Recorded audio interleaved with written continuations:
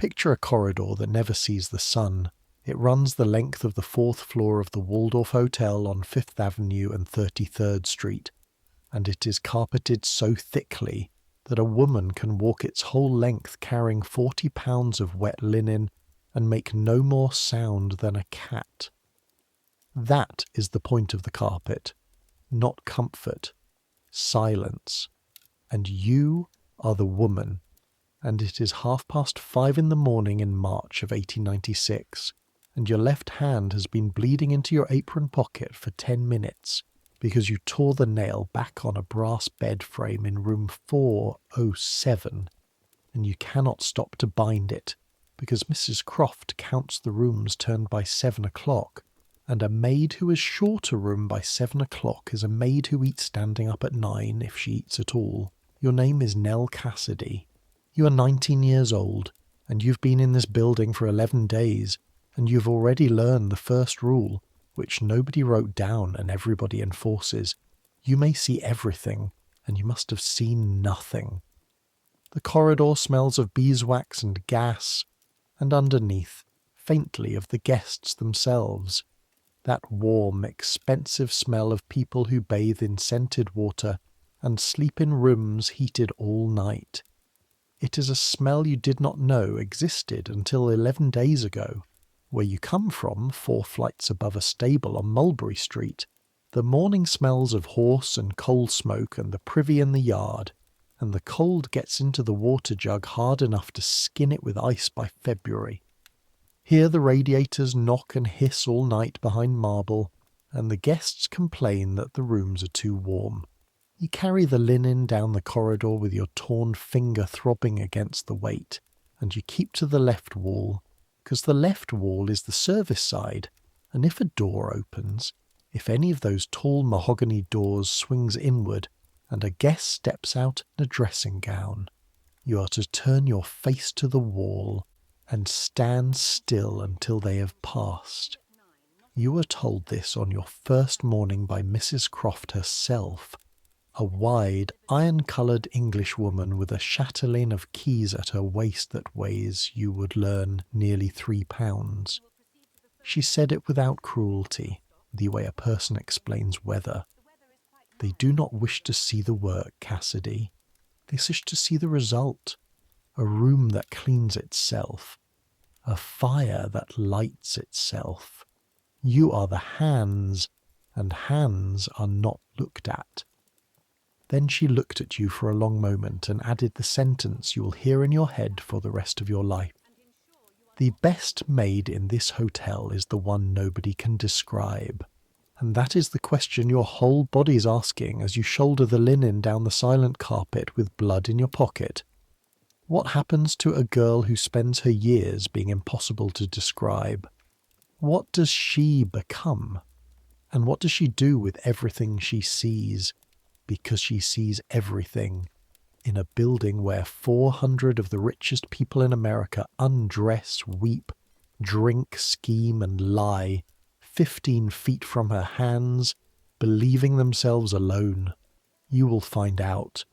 This year will teach you, and it will end with you crouched behind a service screen on the coldest night of the winter of 1897, watching something that the newspapers of the entire world will be screaming about by morning, and you will carry what you saw down the back stairs in perfect silence, the way you carry everything. But that is 11 months away. Right now there is the linen. The service stairs at the end of the corridor are the other world. The guests never see them, and so nobody carpets them. Bare iron treads, a smell of steam and lye rising up the shaft from the laundry in the basement like heat from the mouth of an animal. 17 steps per flight, and you go down 4 flights with the bundle, and your forearms burn by the 2nd flight, and by the 4th the torn finger has gone past pain into a kind of hot ringing. Other women pass you going up, each with her own bundle, and nobody speaks above a whisper, because the stairwell carries sound straight up its iron throat to the guest floors, and a maid who's heard laughing on the service stairs is a maid Mrs. Croft speaks to once. There is no twice.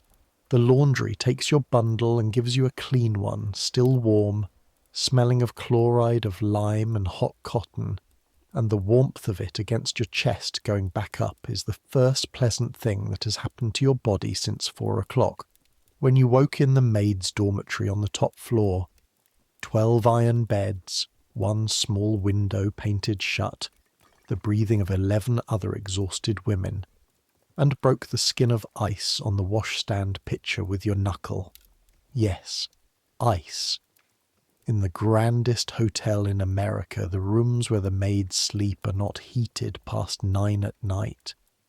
The pipes that keep a copper millionaire warm on the 3rd floor run nowhere near the 8th. You dress in the dark in 90 seconds. Wool stockings, grey uniform dress, white apron, white cap, and your fingers are already cracked at the knuckles from lye and cold water, 11 days in. The older women's hands are worse. Bridget Doran, who has the bed next to yours, has hands like a 50-year-old dock worker. Bridget is 24. Room 407 is your first each morning, and room 407 is the reason your finger is bleeding, and room 407 belongs, for the season, to a gentleman named Mr. Aldous Renner, a railroad lawyer from Chicago, and Mr. Renner is the first secret you were ever handed, though you did not know it yet. Because here is what nobody tells you before you go into service in a hotel, and what you learn within 1 week. A hotel room is a confession. People believe the door makes them invisible. It does not. It makes them invisible to each other. To you, the room speaks. The room tells you everything. How many glasses were used and what was in them, whether the second pillow was slept on or arranged to look slept on. What is in the wastepaper basket, torn small, that someone did not dare put in the fire? Which medicines stand on the washstand with their labels turned to the wall?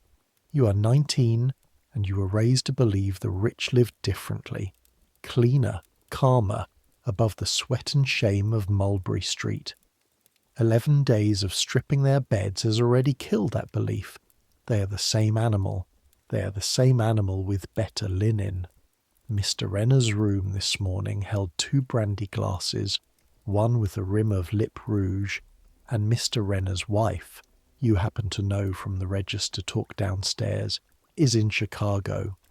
You washed both glasses. You said nothing. You will always say nothing. That is not virtue. That is the job. A maid who talks is a maid who has gone by Friday without a character, and without a character, that little folded letter of reference. A girl in this city does not get another respectable place. She gets the shirtwaist factory at $4 a week, or she gets worse. Your silence is not loyalty. Your silence is the wall between you and the street. Mrs. Croft put it more simply, your second day, holding up a key.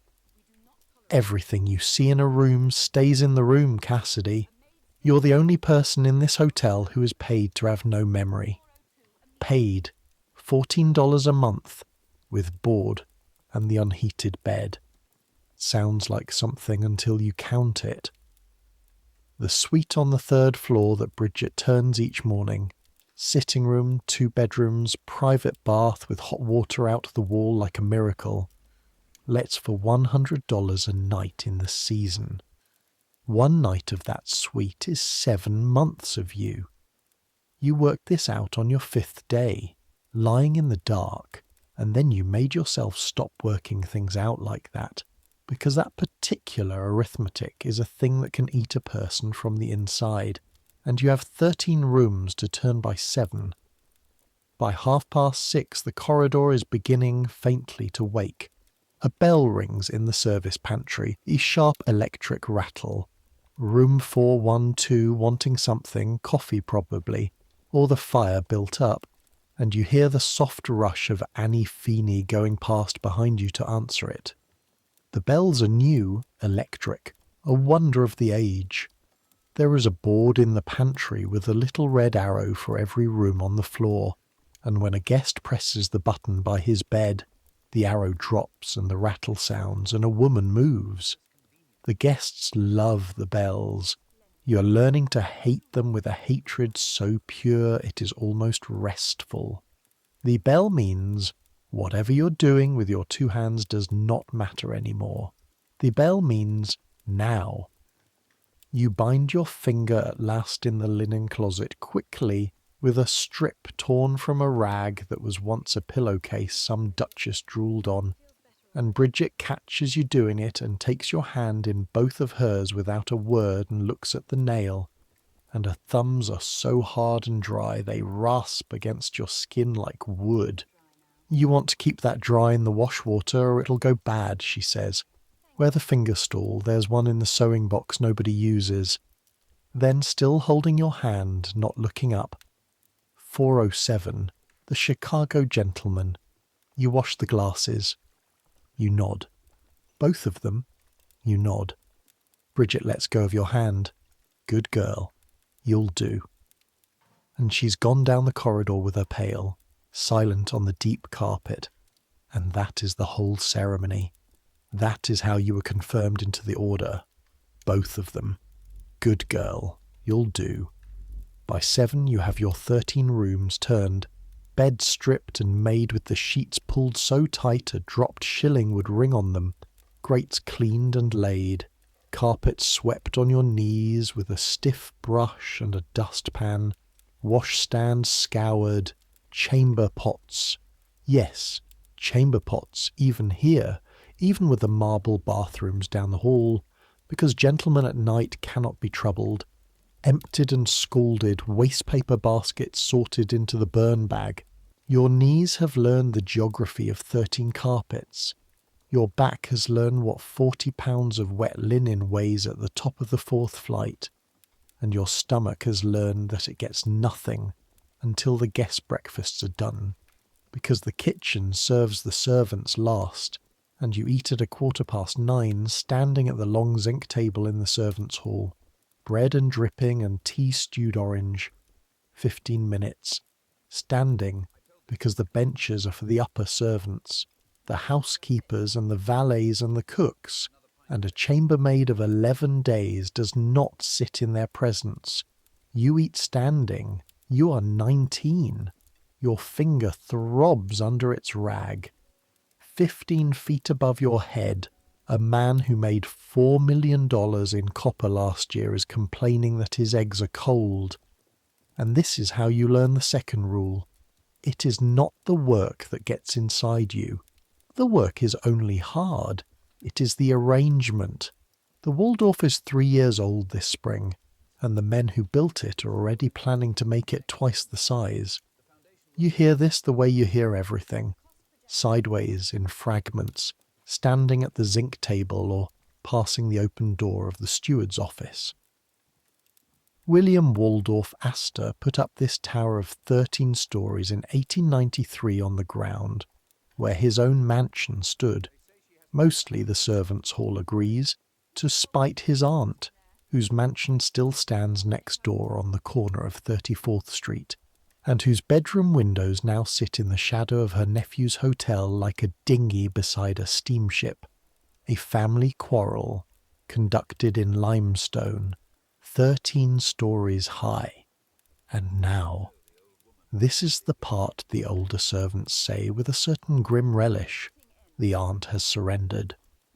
Her mansion is coming down, and a second hotel, the Astoria, taller still, 16 stories, is to rise on its bones and be joined to this one through the walls. Corridors are to run straight through where a great lady's drawing room stood. The richest private house in New York turned into more rooms for hire, more beds for you to strip. They are already excavating next door. All through April you hear it through the walls while you work, a deep irregular thudding like a giant clearing his throat under the street, and grit sifts down invisibly and settles on the polished surfaces of the 4th floor, and the guests complain about the dust, and Mrs. Croft adds a full second dusting of every room to the afternoon rounds, and nobody adds a second maid. The mansion next door dies at the rate of 1 floor a week.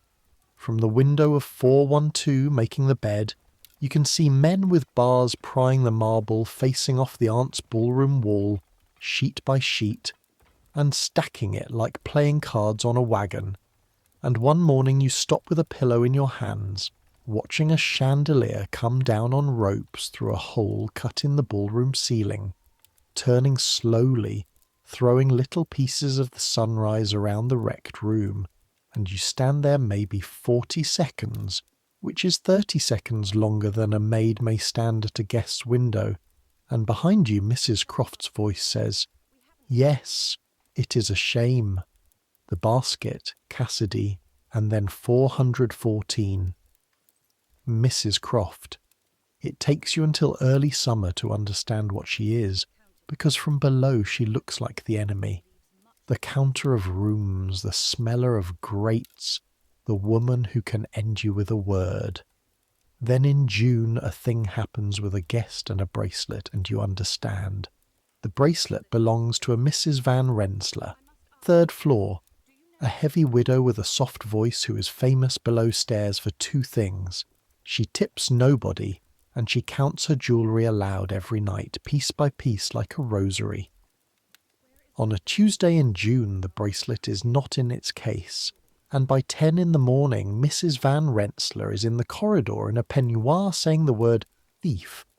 Not loudly, but in the way that carries, and the maid on that corridor is a Galway girl named Delia Muldoon.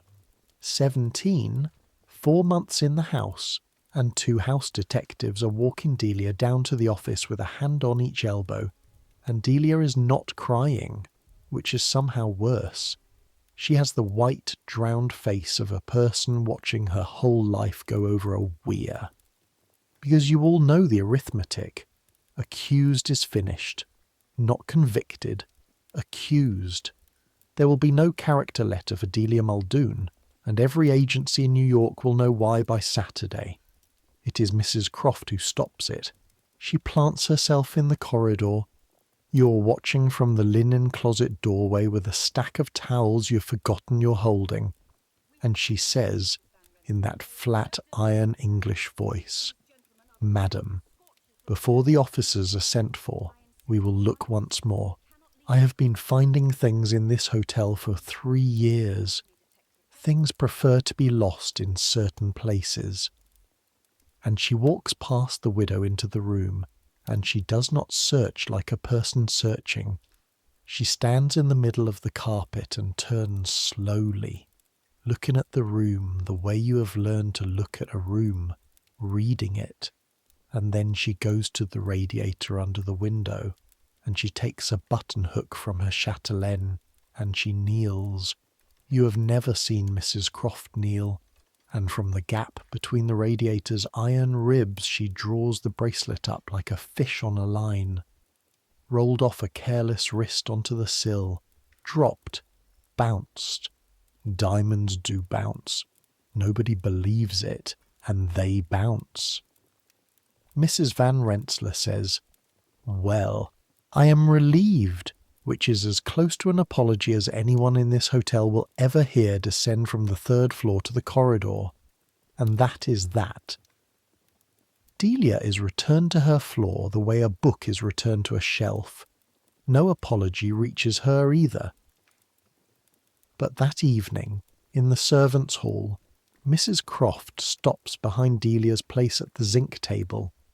Delia standing, eating bread, hands still trembling faintly, and she puts one finger on the table beside Delia's plate and says, "To the bread, not to the girl.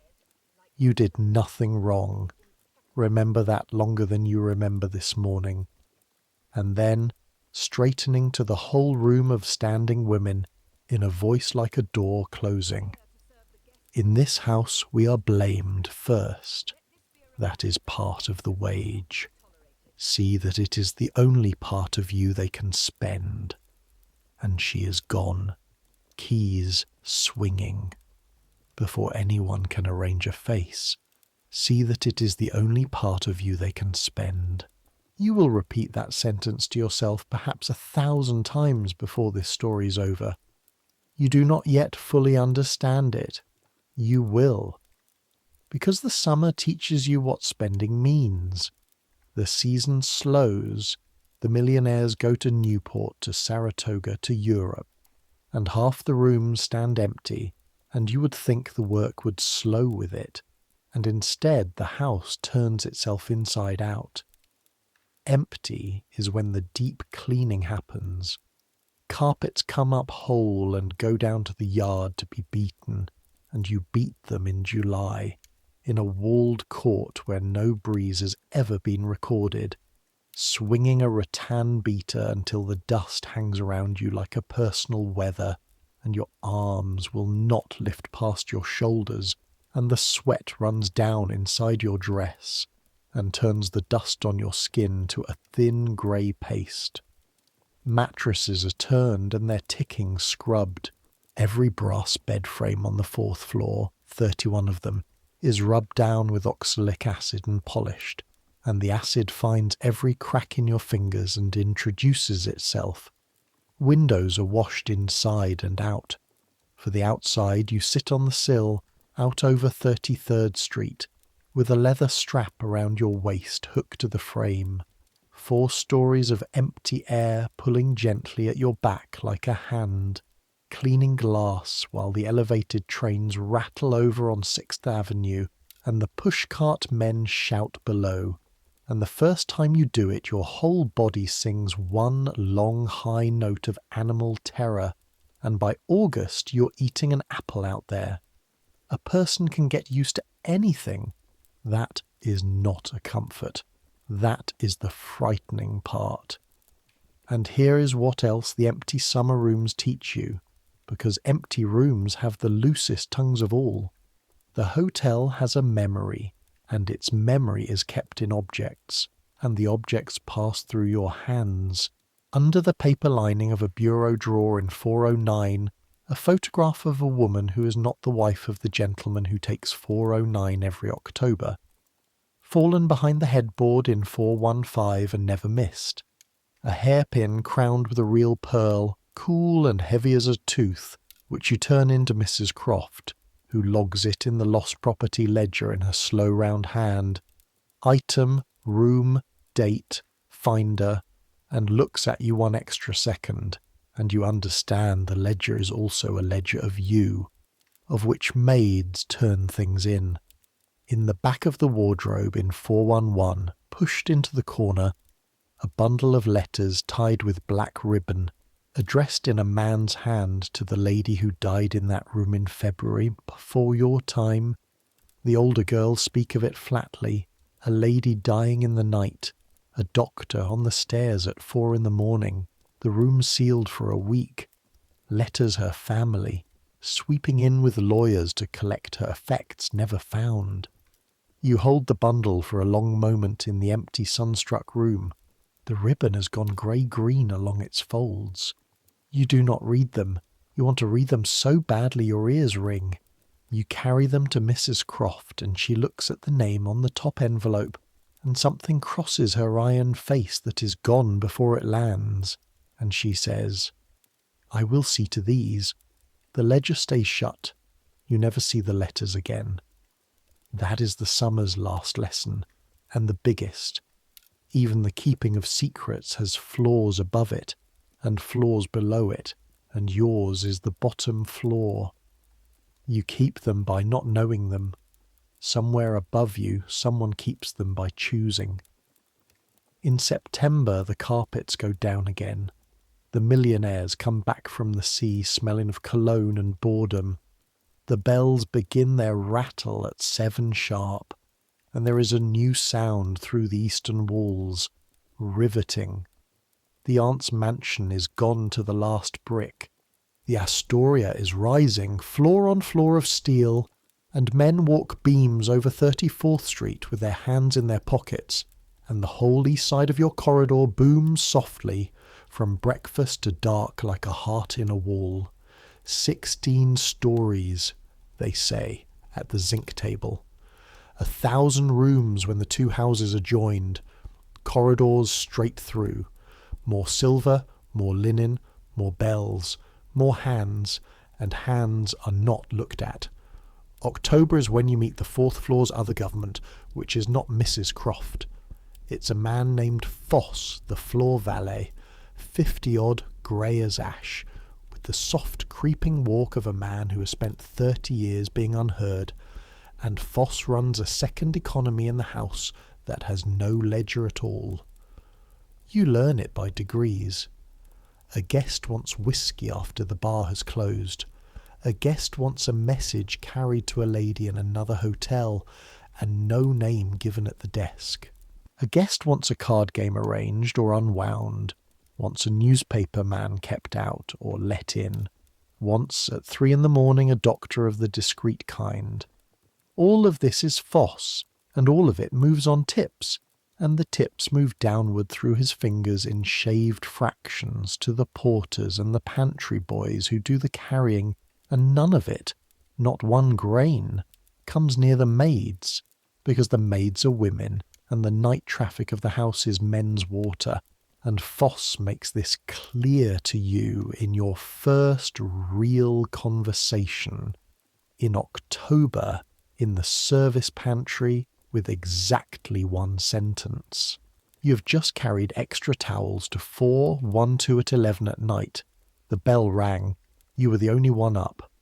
And there were 4 gentlemen in 412 around a card table with more money on it than your father has held in his life. And one of them looked at you the way men look and said something, and the others laughed, and you got out with your face burning, and in the pantry Foss is sitting with his cold tea, and he says without looking up, "You saw a private supper, girl. There was no table." A pause. "There's $1 in it monthly for a maid who never sees tables." And he slides a silver dollar along the zinc. You look at the dollar. $1 a month is a 14th again on your wage. Your boots are going at the left heel. You look at the dollar and you think of Mrs. Croft's ledger, the one that is also a ledger of maids, and you think, and this is the truth, so it must be said, you do not refuse it out of honesty. You refuse it out of arithmetic. A girl who takes Foss's dollar belongs to Foss, and Foss's protection lasts exactly as long as Foss's convenience, and Mrs. Croft's protection, you saw in June, is made of harder stuff. You're learning to think this way. Below stairs, everyone is somebody's coin. The whole art is choosing whose. "I never see anything, Mr. Foss," you say. "For free. It's cheaper for everyone." Foss looks up at you then for a long moment, and something like respect, or at least recalculation, moves in his ash-grey face, and he takes the dollar back. "Croft's sort," he says, which below stairs is a whole biography.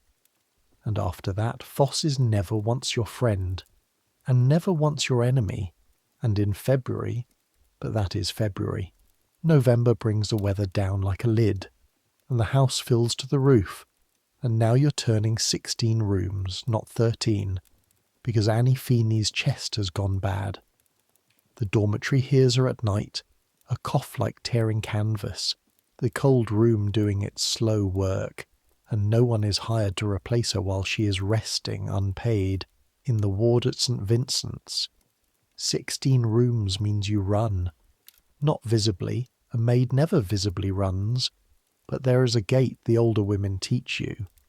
A flat, fast glide with the knees soft and the pail carried against the thigh so it doesn't swing, and you go down the corridors in that glide from 6 until dark, and your feet at night are 2 aching bricks, and Bridget shows you the trick of standing them in the cold water of the scullery drain for 5 minutes before bed, and you would not have believed a year ago that the finest address in America would run on the feet of girls standing in a drain. And the bells. In November you begin to dream about the bells. The rattle gets into your sleep and rings there, in empty dream corridors, and more than once you wake on your feet in the black dormitory, halfway to the door, hands already reaching for an apron that isn't there, and Bridget's voice comes dry out of the dark. "Lie down, you great fool, it's Sunday." The body learns the bell before the mind can argue. That is what a bell is for. It is in November, too, that you finally understand what you are inside. Not the hotel, the arrangement, because of the Thanksgiving orders. The management, in a gesture the newspapers duly report, announces that the Waldorf's Thanksgiving dinner will be the grandest in the city. Terrapin, canvas-back duck, a menu in French as long as your forearm. $5 the cover. $5. You now know, because you cannot stop knowing things like this, that Annie Feeney in the ward at St. Vincent's is being kept on charity because her month's wage, $14, went to her mother in Brooklyn, as it always does, sick or not. $5 the cover, and the dining room seats $600, and on the night itself the extra flowers alone, Foss says, cost $800, and you work it against your own arithmetic in spite of yourself. The flowers of one dinner are 5 years of Annie. You are stripping beds 2 floors above the orchestra, while America's most celebrated stomachs are filled, and the music comes up through the building's bones very faintly. A waltz reduced by 12 inches of steel and plaster to a kind of sweet humming in the floor, and you stand in the middle of room 415 with an armful of some beautiful sleeping strangers' sheets, listening to the money hum, and you are not bitter. That is the strange thing. You are past bitter into something quieter and colder and more useful. You simply see it. The whole machine, from the terrapin down to the drain you stand your feet in. You see it the way you see a room, and a thing seen clearly can be survived. Mrs. Croft has been telling you this in different words all year. December, and the season proper begins, and with it the private dinners, the debutantes, the 100 guest evenings in the Palm Garden, where society goes to watch itself eat, and the housework's past midnight now as a matter of course. And in December the house begins, in whispers, to say a new name, Bradley Martin. You hear it first at the zinc table, from a parlour maid who heard it from a florist's man. Mrs. Bradley Martin is planning a ball. Not a ball, the ball. A costume ball, the whole hotel's state apartments taken, the Palm Garden and the ballroom and the salons, everyone to come as royalty of the old courts, Versailles, the Valois, the Stuarts. There are said to be 1,200 invitations. There is said to be an order abroad already for real orchids by the ship's hold. It is said, the whisper drops here, even at the zinc table, that Mrs. Martin has told her friends the ball is a charity. Her stated reasoning, which will shortly be in every newspaper in the Republic, is that the country has been 3 years in a depression. Trade is dead, working men are idle, and therefore a great ball, ordered quickly, will give work to seamstresses and florists and caterers and hairdressers.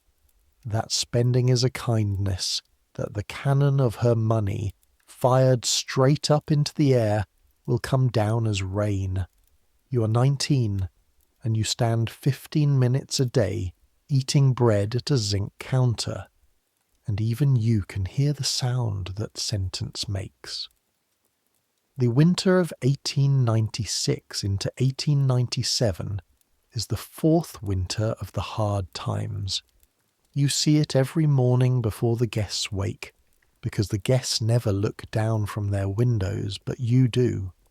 The bread line outside the church on 29th Street, men standing in it before 5, stamping, their breath rising in one connected cloud, some of them in coats that were good coats 4 years ago, which is its own kind of sentence. Your own father has had 11 weeks' work since summer. Half your wage goes home. You know what $1 is this winter the way you know what your own hand is, and now the house is whispering about a single night that will cost. The figures climb weekly, and the true one, when it comes, will be worse than the whispers. Hundreds of thousands of dollars. The flowers alone will beat Annie's arithmetic to nothing, and the ball will be here, under this roof, your roof, in the only sense that will ever matter, the roof you keep. Mrs. Croft calls the fourth-floor staff together in the linen room on the Sunday before Christmas, all of you standing among the shelved white walls of folded sheets, that clean, cold smell of ironed cotton. And she does not mention the name once.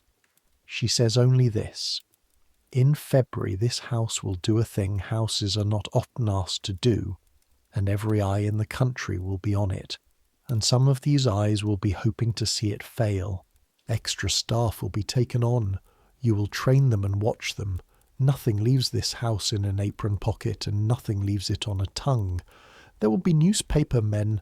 A newspaper man may offer a maid a week's wage for what she has seen.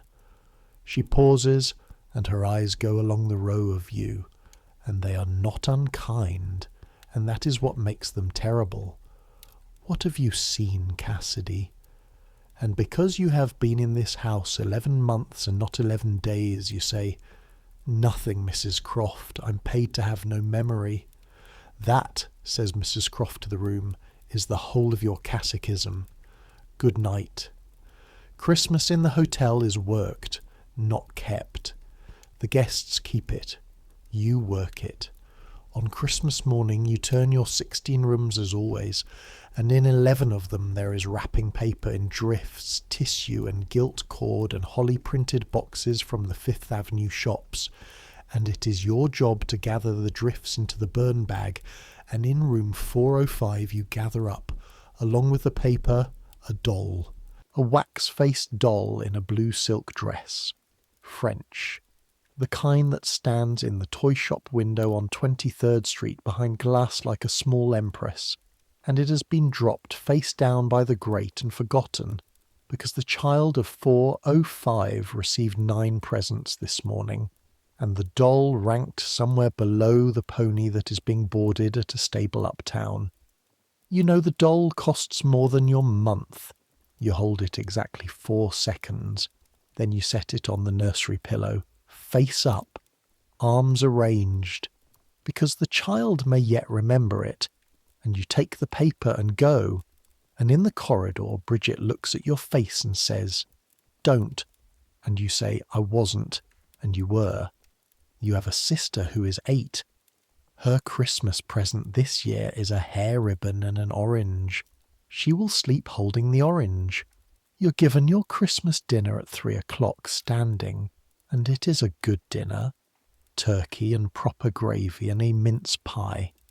The house does not stint the servants' hall at Christmas, and you note the fact honestly, the way you note everything now, in 2 columns, and afterward each maid receives from the housekeeper's office an envelope with a new dollar in it, and a printed card wishing her a happy Christmas from the management, and Bridget holds her dollar up to the gaslight and says perfectly flat, "The flowers. Thursday were 800, and nobody laughs, and nobody has to."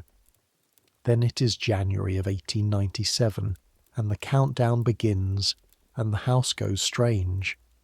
You feel it first as traffic. Men in good coats with rolls of drawings under their arms, walking the state floors with the steward, pointing at ceilings. Florists' foremen pacing the palm garden with measuring tapes, speaking of it in square feet, as if it were a field to be sown, which, you will learn, is exactly what it is. Upholsterers, electricians, because the ball will burn its own private constellation. Thousands of lamps, and the house's dynamos are to be supplemented for the night. A hairdresser's agent, French.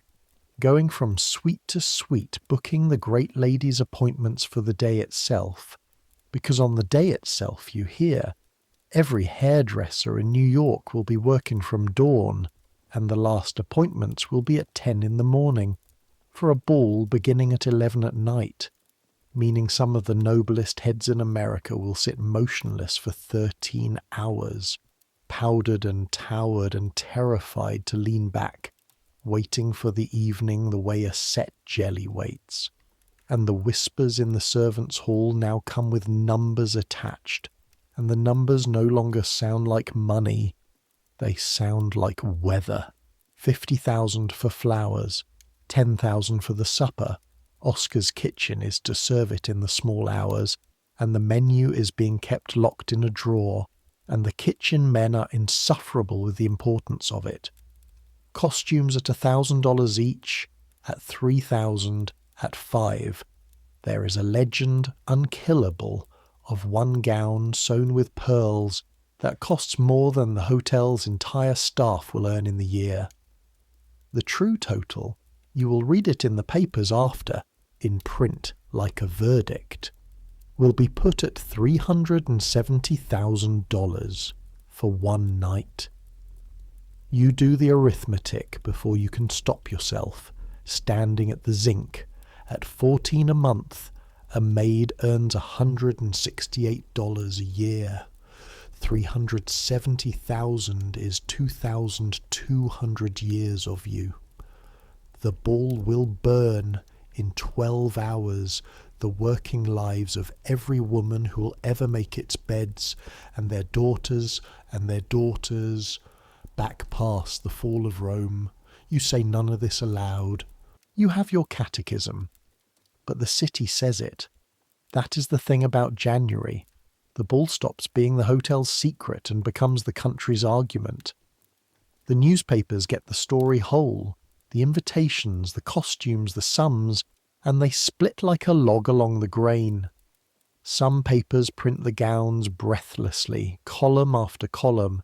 Others print the breadlines beside them, deliberately on the same page, and let the two columns look at each other. Preachers take it up. One Sunday, a minister's sermon against the ball is itself reprinted in every paper in the city, and the servants' hall reads it aloud at the zinc table in a low voice, and it is a strange feeling, hearing your own unsayable arithmetic said from a pulpit and printed for a penny. Letters to the editors call it an insult flung at the poor. Other letters, and Mrs. Martin herself hold the line.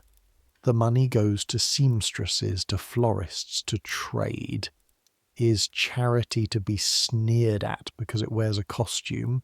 And there are men on both sides of that argument standing in the actual bread line on 29th Street, because a man in a bread line reads a discarded newspaper before he burns it, and some of them, your father among them, say a queer thing. Let them have their ball so long as the work is real. 11 weeks' work since summer. A man in that condition prices his indignation carefully. This too you put in your 2 columns and carry silently up the service stairs. Then the threats begin, and the argument stops being print. You are never told officially. Maids are told nothing officially. But the house cannot hide its own body from the women who wash it.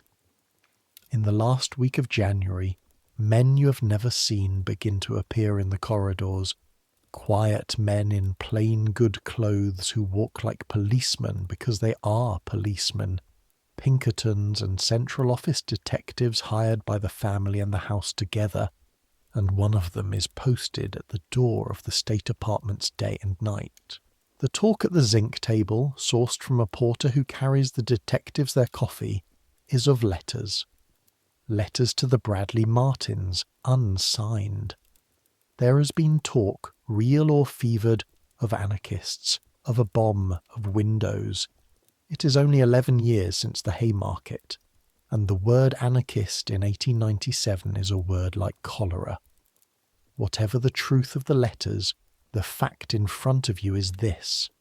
the ground floor windows of the state apartments.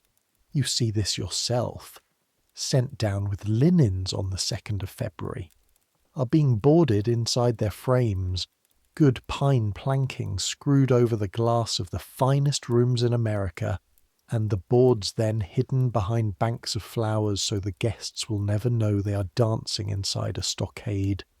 That is the detail you will keep all your life, not the orchids, the boards under the orchids.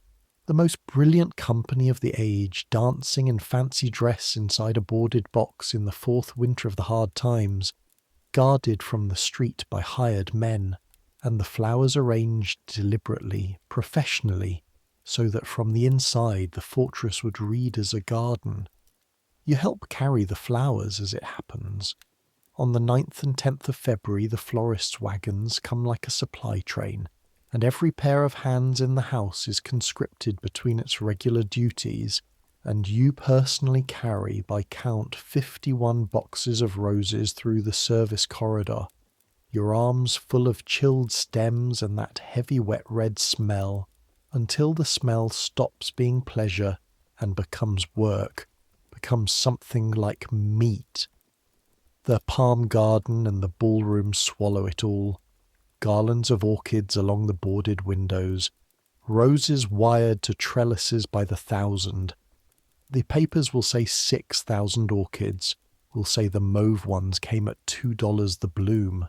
An entire mock garden of Versailles, built overnight, indoors, in February, over pine boards, by men on ladders working past midnight while detectives watch the doors, and you stand for one stolen half-minute in the doorway of the finished ballroom on the afternoon of the 10th. You are carrying towels. You're always carrying something. Carrying something is a maid's passport to anywhere. And it is. And this is the other thing you must be honest about forever. The most beautiful room you have ever seen or will ever see. The gas and the new electric lamps are being tested, and the light goes up into the flowers and comes down again softened, like light strained through a meadow, and the parquet shines like still water, and the air is roses to the top of your head, and every column is a garden, and for 30 seconds you forget the boards, the breadline, the arithmetic, the drain, Annie's cough, all of it. The room simply takes you, the way it was engineered by geniuses to take people. And then a florist's man on a ladder says to another, not unkindly, just tiredly, "That's her towels going by. Move your bucket," and you are restored to yourself. Her towels. You look at the most beautiful room of the age one more second, and you feel the 2 columns in you settle into their final, permanent arrangement. The one you will carry out of this building and through the rest of your life. Both true at once, forever, and neither one cancelling the other, and nobody above the 4th floor ever having to hold both, and you holding both for them, free of charge, the way you carry everything. And this is how you learn the 3rd rule. The beauty is real, and the boards are real. And the whole art of the arrangement is making sure the same eyes never have to see both. Yours are not covered by the arrangement. Yours were never consulted. Tomorrow night is the 10th of February, 1897. The coldest week of the winter. Upstairs, 1,200 costumes are hanging in wardrobes and hotel suites all over the city, and hairdressers are sharpening their pins, and downstairs, in the kitchens, Oscar's men are icing the terrapin, and outside, along 5th Avenue, the police are already planning where the crowd will be allowed to stand. You will be on duty, 4th floor, and because the house needs every trained pair of feet near the state floors that night, carrying between the 2nd floor service pantry and the ladies' dressing rooms, which is to say, inside it. Inside the night itself, in a grey dress and a white cap, invisible, with your pail and your towels and your 2 columns. You will see everything. You are paid to have no memory. We shall see about that. But before the 10th, there is the 9th. And on the 9th of February, the hotel gives you, privately, quietly, the true subject of this whole story, the thing the title of your life would be if our lives had titles.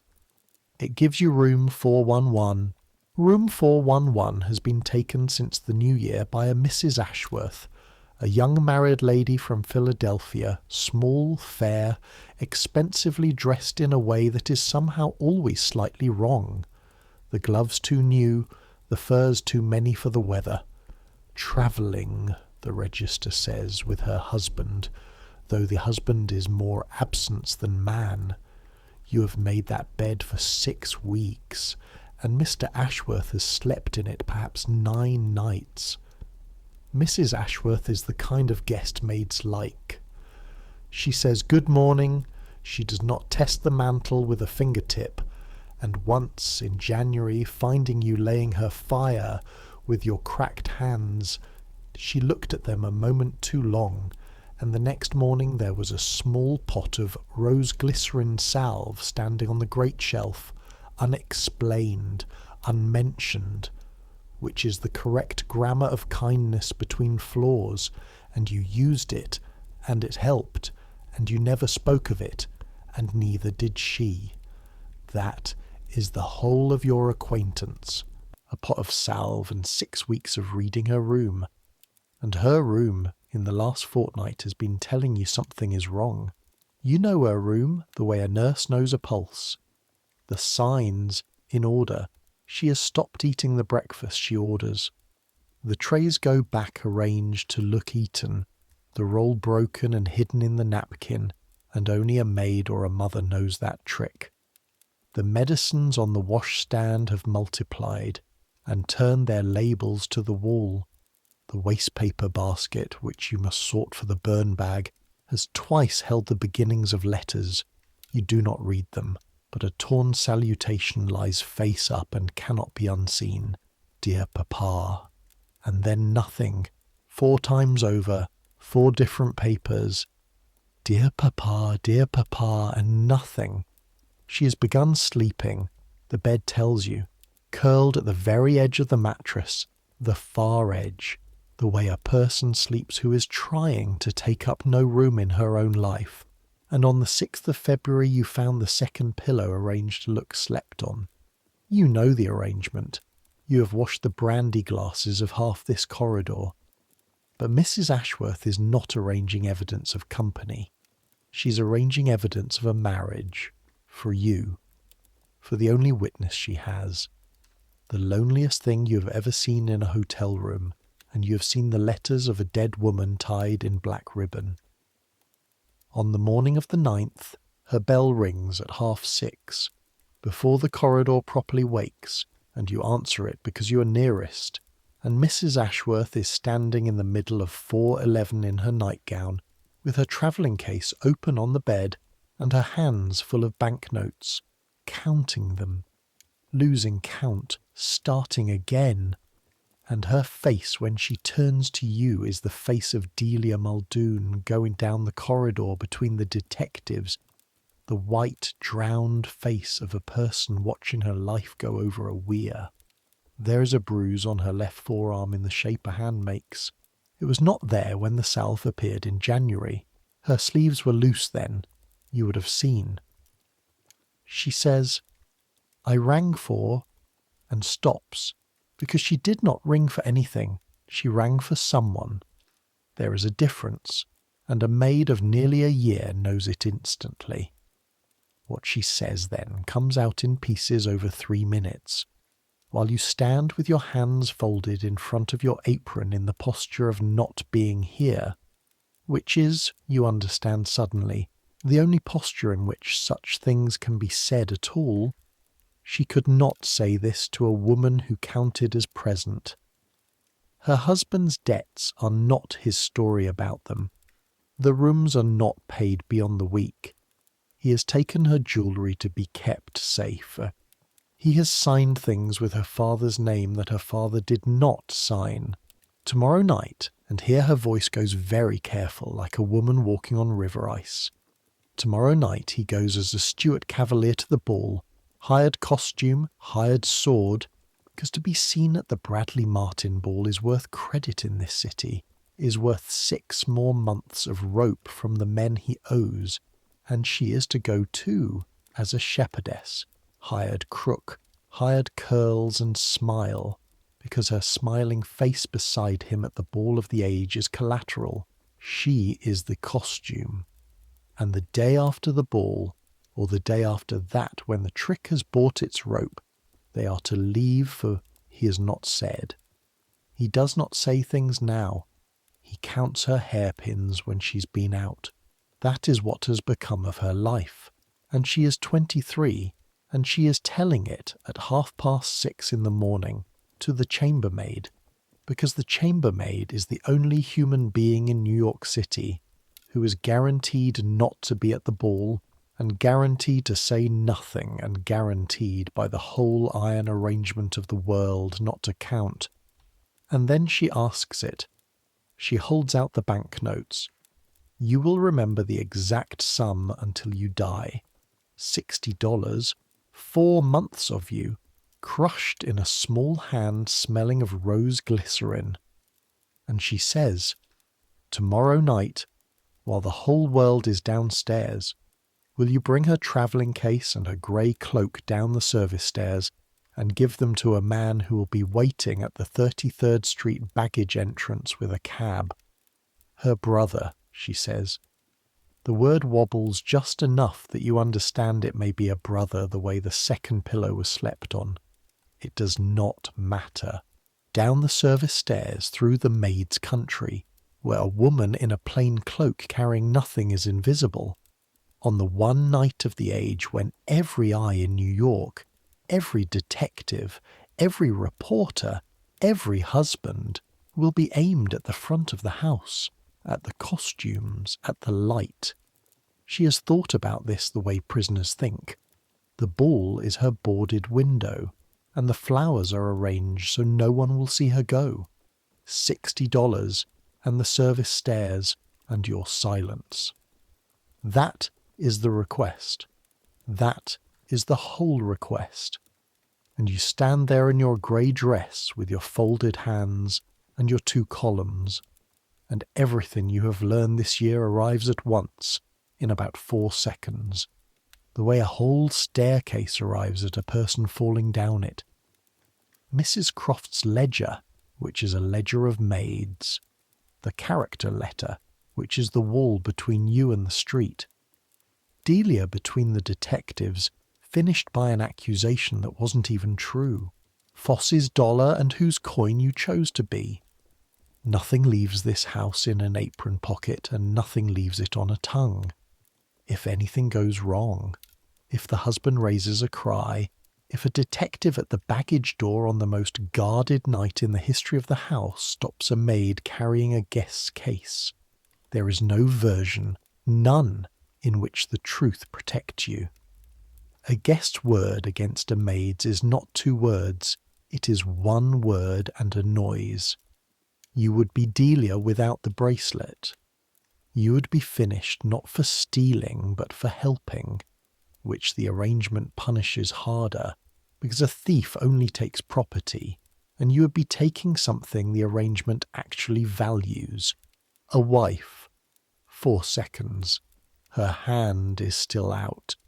The money is shaking very slightly with the whole arm. You do not take the money. You hear yourself say, and your voice comes out in the flat servant's register, the not here voice, because that voice is the only bridge between her floor and yours, and you're both standing on it. You hear yourself say, keep the 60, madam. You'll want it where you're going. A breath. 11:30 tomorrow night. Leave the case locked under the bed and the cloak in the wardrobe, and don't you be seen so much as looking at the service door. You've never spoken to me. I've never seen you. And Mrs. Ashworth's face does something you've never had. aimed at you from above in your whole year in this house. Not gratitude exactly, something older and levered deeper, the look of one conscript recognizing another across a field. And she starts to speak, and you are already turning because a breakfast tray is due and the corridor is waking, and the first law of the country you both now depend on is motion.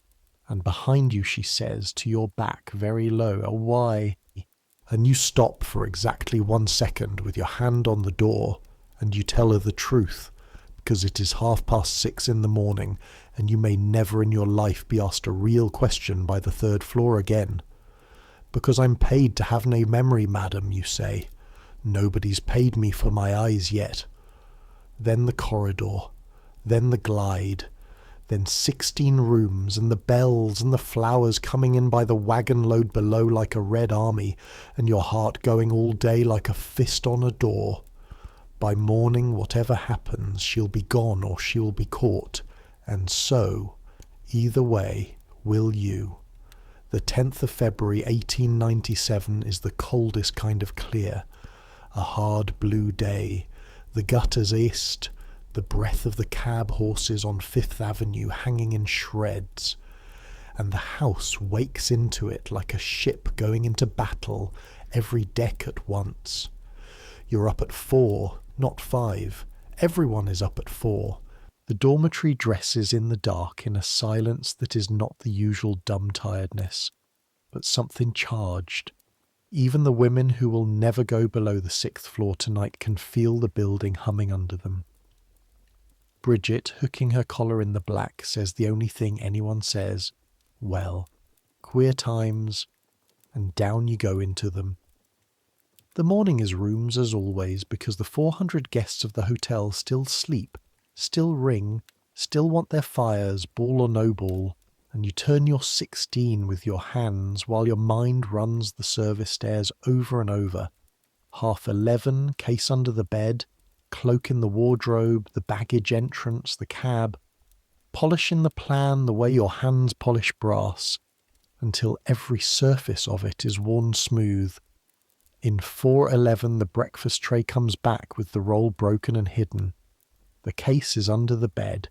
The grey cloak hangs at the back of the wardrobe behind the shepherdess costume which has arrived, all ribbons and false innocence on its wire form, and you look at the 2 garments hanging together in the dark of the wardrobe, the costume in front, the escape behind it, and you think that if the whole Gilded Age could be photographed just once truly, this would be the photograph. The fancy dress in front and behind the fancy dress, the plain grey thing that is real, and a maid the only one who knows the order they hang in. Mrs. Ashworth is at the window with her back to you the whole time you do the room. Neither of you speaks. On the great shelf the little pot of rose glycerin salve has been refilled and turned so its label faces the room. That is all, that is everything. You have never in your life been thanked so completely. By noon the house has split in 2, and the split runs exactly along the line you've lived on all year. Above, the guests, the arriving trunks, the hairdressers going suite to suite. You pass one on the stairs carrying his irons in a leather roll like a surgeon, already sweating at noon. The wired flowers, the electricians on their ladders in the ballroom doing the last of the private constellation. Below, the kitchen's at full pitch, Oscar's men moving like infantry, the smell of consommé and roasting canvas back flooding the service corridors so thickly that women stop on the stairs involuntarily just to stand in it. The silver room counting out 4,000 pieces, the laundry running every mangle it owns. The 2 halves of the building make 2 different sounds. Above, a rising social hum, laughter in the corridors, bells, bells, bells. Below, a steady industrial roar. And the service stairs where you spend your day are the seam where the sounds meet. And you go up and down the seam with your arms full, 60, 70 times, And every trip your eyes do one pass of the fourth floor corridor, one pass of the baggage lobby, marking the way Mrs. Croft marks a room. Which detective stands where? Which doors are propped tonight that are never propped? Where the extra hampers wait? You're not aware of deciding to reconnoitre. The year has simply built the habit into you, and tonight the habit has a use. At 6, the police close Fifth Avenue. 5th. You see it from the window of 412 in the last of the light. You're drawing the curtains, one of 40 small offices of the evening, and it is a thing you will tell no one for 30 years, not because it is secret, but because you will not be able to make it sound true. Mounted police, a double line of them, clearing the most famous street in America of its own citizens, and the crowd reforming behind the lines in the 18-degree dark, hundreds and then thousands of them, banked black against the snow piles on the far pavement, stamping, blowing on their hands, waiting to watch other people arrive at a party. Men from the breadlines are in that crowd. Clerks, shop girls out of the 6th Avenue stores. They will stand 4 hours in the killing cold to see a Duchess of one night step from a brougham to a canopy, 11 feet of exposed pavement, and the papers tomorrow will count the crowd and the police both, and the police number when you read it will stop your breath. 300 officers around one hotel. The city has garrisoned a ball, and down at the baggage entrance on 33rd Street, where the wagons and the late florists and the hired waiters come and go, there stand. Your 60 trips have counted them. Exactly 2 men. One house detective, stout, bored, and a beat patrolman who keeps stepping inside the doorway to warm his ears. Every eye in New York is on the front of the house. The back of the house is 2 cold men and a door. Mrs. Ashworth's arithmetic is perfect. Prisoner's arithmetic always is. At 8 you are pulled from the 4th floor as warned and posted to the ladies' cloak and dressing rooms on the state floor. You and 5 other picked maids under a senior housekeeper, and Mrs. Croft herself walks you down, and on the service landing she stops the 6 of you for one moment under the bare gas jet and delivers the shortest sermon of her life. Tonight you will see the greatest people of the age at the greatest folly of the age. You will hand pins and hold cloaks and see nothing, whatever you feel about it. And hear her eyes pass along you all, and for 1/2 second you would swear the iron face shows you its seam. Feel it next week. Tonight you are hands. And then, as the others file down, her fingers close on your sleeve. Only yours. And she holds you back 1 step and says, quietly, without preamble, looking at the middle distance, 411 is paid through Friday. Whatever her arrangements, they are her own. A guest may ask a maid to carry a case to a cab. That is a service of the house. A pause.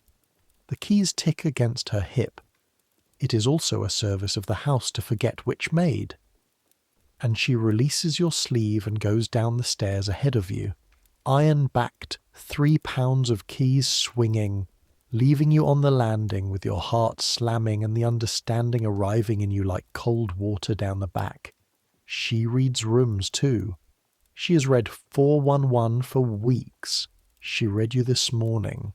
The ledger of Maids has been open all year, and tonight, on the one page that could destroy you, the head housekeeper of the Waldorf has just written, in her own hand, nothing.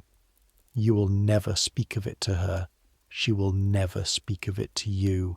20 years from now, you will understand that this wordless transaction on a service landing was the single greatest act of protection anyone extended to you in your working life, and that it cost her more than you could then measure, and that she extended it because 30 years before, in some other great house, in some other country, Somebody's Mrs. Croft either did or did not do the same for her. The arrangement runs on the silence of women. Once in a great while the silence runs the other way. Then the stairs and the state floor and the night itself comes up at you like the heat off the laundry, and there is no more time to feel anything, which is a mercy, because the Bradley Martin ball is beginning, and you are inside it. What the newspapers will describe tomorrow is the ballroom. What you get is the dressing rooms, and the dressing rooms are the truth of the ball the way the service stairs are the truth of the house, and no reporter will ever set foot in them. And so what you see in the next 3 hours has never been printed anywhere, and here it is. The lady arrived frozen. That is the first truth. They have crossed 11 feet of 18-degree pavement in silk and paste and powder, some of them in gowns cut for a Versailles that never knew a New York February, and they come into the dressing rooms with their teeth chattering behind their smiles, their bare shoulders marbled blue-white, and the first office of the night is not pinning trains, it is thawing duchesses. You stand at your station with a stack of warmed towels. Someone thought of warmed towels. The house thinks of everything. The house is a genius with no name, and great ladies whose portraits hang in galleries hold out their goose-fleshed arms to be chafed like children in from the snow. The second truth is the weight. You had not understood from the corridor talk of velvet and cloth of gold that a costume of the old courts is a punishment of the old courts. There is a lady. You will learn from the papers which one, but tonight she is only a straining voice above a bodice, whose gown is sewn so heavily with actual jewels that she cannot rise unaided from a chair, and twice in the evening she is brought in to sit simply to be free of the weight for 10 minutes, and the second time she says, to no one, to the ceiling with her eyes shut, 1 more hour, I can do 1 more hour, exactly, precisely, in the voice of a woman on the 4th flight of the service stairs. You chafe her wrists. The rubies on her stomach are the size of thumbnails. One of them alone is the dormitory, the drain, Annie's ward, your father's winter, everything solved forever.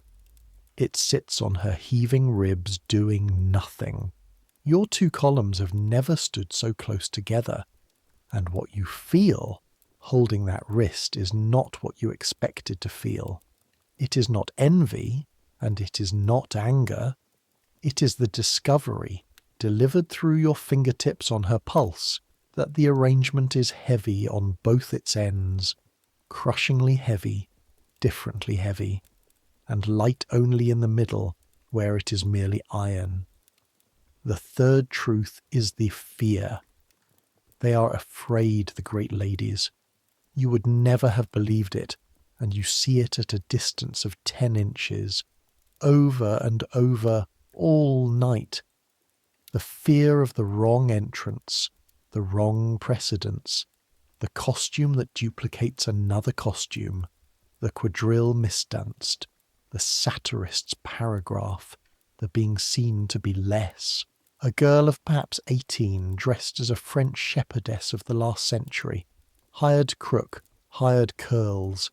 Half the women here are shepherdesses. There are, you will count them in the papers, dozens of Marie Antoinettes, the ball of the age being also the age's confession. A girl of 18 is brought in tears because her powder is streaked, and while you and another maid repair her, she keeps saying, "Mamma will see it, Mamma will see it," and her terror of her mamma is as real as Delia Muldoon's terror of the detectives. It is the same muscle in the same throat, and you powder her streaks and think, there is no floor of this building, none, on which a woman is not watched, counted, and afraid of being found wrong. The wages differ, the watching does not, and once, only once and briefly, you see the hostess herself. Mrs. Bradley Martin, got up as Mary Stuart, black velvet and a great ruff, passes the dressing-room door between two other ladies, and she is laughing, and her famous rubies are at her throat, and what you notice in your 1¼ seconds, because a maid's eye takes its photograph fast, is her hand. Her left hand at her side, below the laughter, is closed tight around a fan. Tight, white-knuckle tight, the grip of a woman holding the rail of a ship. Tomorrow the world will divide over whether this woman is a monster of vanity or a benefactress of seamstresses, and men will preach on her, and she will finally be driven. This is true. It will be in every paper within the decade, clean out of the country by what tonight costs her name. And your photograph of her, the only one you will ever own, is a fist around a fan. You do not forgive her the orchid money. You have a father in a breadline. Forgiveness of that kind is not yours to issue at $14 a month. But you have now held too many trembling wrists tonight to believe the simple version of anyone, and that, you understand this years later, is the real thing the maids of the Gilded Age saw and never told. Not the adulteries, not the bottles, not the bruises. Though they saw all those, they saw that everybody was acting under duress. The whole Gold Age, top to bottom, was people performing solvency, performing gaiety, performing marriage, performing rank, under threat of ruin if the performance slipped, and the only people positioned to see the whole stage at once, from the wings, with the costumes off, were the women holding the towels. Nobody paid them for their eyes. The eyes came free with the hands. At 11 the quadrilles begin. You know, because the music changes through 2 shut doors and a corridor, the orchestra's sound goes from loose to formal, from weather to architecture, and the dressing room's empty as if a tide had turned, and there is a lull, and the senior housekeeper releases 2 of you at a time, 10 minutes, to the service pantry for tea. It is 17 minutes past 11. Your 10 minutes are now. You do not go to the service pantry. You go up the back stairs 2 at a time in the flat fast glide. 4 flights, 17 steps each, past the 4th floor landing where a single gas jet burns low, down the sleeping corridor of your own country. Every guest of this floor is at the ball or at the windows watching it. The corridor is as empty as it will be in this century, to the door of 411, and your pass key is in the lock with a sound no louder than a knuckle cracking, and you are inside. The room is dark except for the street's cold glow through the curtains and the strange rose-coloured underlight that comes up from the ballroom's private constellation 4 floors below, staining the ceiling faintly, like a fire in the neighbourhood. The case is under the bed. The cloak is in the wardrobe behind the shepherdess costume that Mrs. Ashworth is, at this moment, wearing somewhere in the architecture of music below, smiling on schedule, being collateral, one shepherdess among dozens, invisible by multiplication, her arithmetic again and again perfect. You take the case. It is light. A life folds small when it has to, and the grey cloak over your arm, and you're turning to go when you hear it. The lift, the guest lift at the far end of the corridor opening its gate. At 17 minutes past 11, on the night of the ball, on a floor whose every guest is downstairs, the lift has come up, and a man's footsteps are in the carpet. You feel them more than hear them, the deep pile passing them to you through your own feet, the way it has taught you all year. And they are coming down the corridor, unhurried, and there's a smell arriving ahead of him, brandy and cigar and cold outdoor air still on wool, and you know with the whole animal floor of your brain, before reason can vote, whose walk that is. You have made his bed 9 nights out of 6 weeks. You know the weight of him by his mattress. Mr. Ashworth has left the ball. Mr. Ashworth has come up to check the room. He counts her hairpins when she's been out. Of course he counts the room. You're standing in the dark of 411 with his wife's escape in your 2 hands, and the footsteps are 4 doors away, and the key, his key, is already coming out of his pocket. You hear the small chime of it against a coat button. The door of the linen closet is across the corridor and 6 feet down. The service stairs are 40 feet the other way, past him. There is no third thing. Your heart does not race. This is the strangest fact of your whole life, and you will report it once, 50 years from now, to a granddaughter, in almost these words: your heart went slow. The year stood up inside you all at once.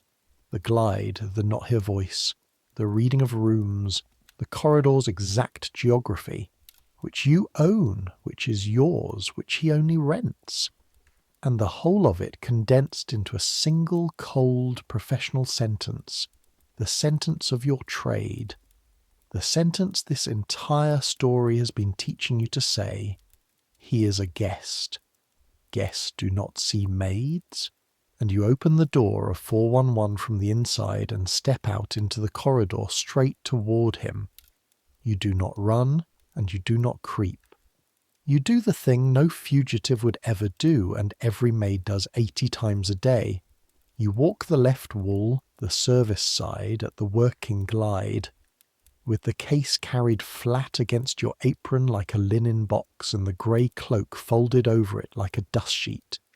Your face already turned to the wall in the posture of the passing servant, and you go toward him, because toward is the only direction with no question in it. A maid going away from a man in a dark corridor is a shape. A maid passing him at the wall with her face averted is furniture. He is in a cavalier's costume, plumed hat in one hand, and he has been drinking, and he smells of the ballroom, roses and hot wax and other people's perfume, and his key is out, and his eyes pass over you at a distance of 30 inches. You feel them pass, a pressure, and then no pressure, exactly like a draft from a door, and they register nothing, because there is nothing to register, because for 11 months and 30 days this entire civilization has been training him not to see you and training you to be unseeable. And here at last, at 17 minutes past 11 on the 10th of February, 1897, the arrangement pays its whole year's wages to the wrong floor. The invisibility they issued you as a shackle turns in your hand one time into a key. He says as you pass, not to you, but at you, the way one speaks at furniture: turn down 411, girl. Mrs. Ashworth retires early. His voice is rope and credit and 6 more months. He does not break stride. Neither do you. Very good, sir, says the not-here voice to the wall, and he goes on to 411 to count the hairpins of a woman who is downstairs being a shepherdess, and you go down the corridor at the glide, 12 doors, an ocean, a lifetime, and around the corner to the service stairs, and only there, on the iron landing with the door shut behind you, does your body finally submit its bill. The shaking arrives all at once, knees, hands, jaw, and you stand holding the rail with the case at your feet for what you allow to be 30 seconds, 30 exactly, because at 11:30 a man is waiting at the baggage entrance, and prisoner's arithmetic does not grant recesses. 4 flights down, the sound of the ball grows through the walls like approaching water. On the state floor landing, the music is suddenly enormous. 1 closed door away, the first quadrille, the Versailles one, the papers will say, danced by ladies who rehearsed for a month. And you pass the landing without slowing and take the last flights into the warm industrial roar of the basement level, laundry steam and consommé. waiters queued at the service bar with trays, 100 people too busy to see one more maid carrying one more case toward the baggage room, which is precisely what Mrs. Ashworth understood in room 411 with her hands full of banknotes, that the bottom of the house on the night of the ball would be the one place in New York where everyone is too worked to watch, the baggage corridor. Cold coming up it from the street door like a hand. The stout house detective is at the door, exactly where your 60 trips filed him, and here is the last gate, and you do not slow, because slowing is a shape, and you say, going past him, in the flat register of a woman on an errand she resents, the truest sentence of your whole career. Case for a guest's cab. They ring at midnight next, so they do. And the detective, who has spent 4 hours watching the front of his mind, the crowd, the anarchist letters, the boarded windows, the rubies upstairs, waves you through without his eyes ever finishing their arrival at your face, because a complaining maid is the most invisible object in the industrial world, and then the door, and then the outside air hits you like a plunge.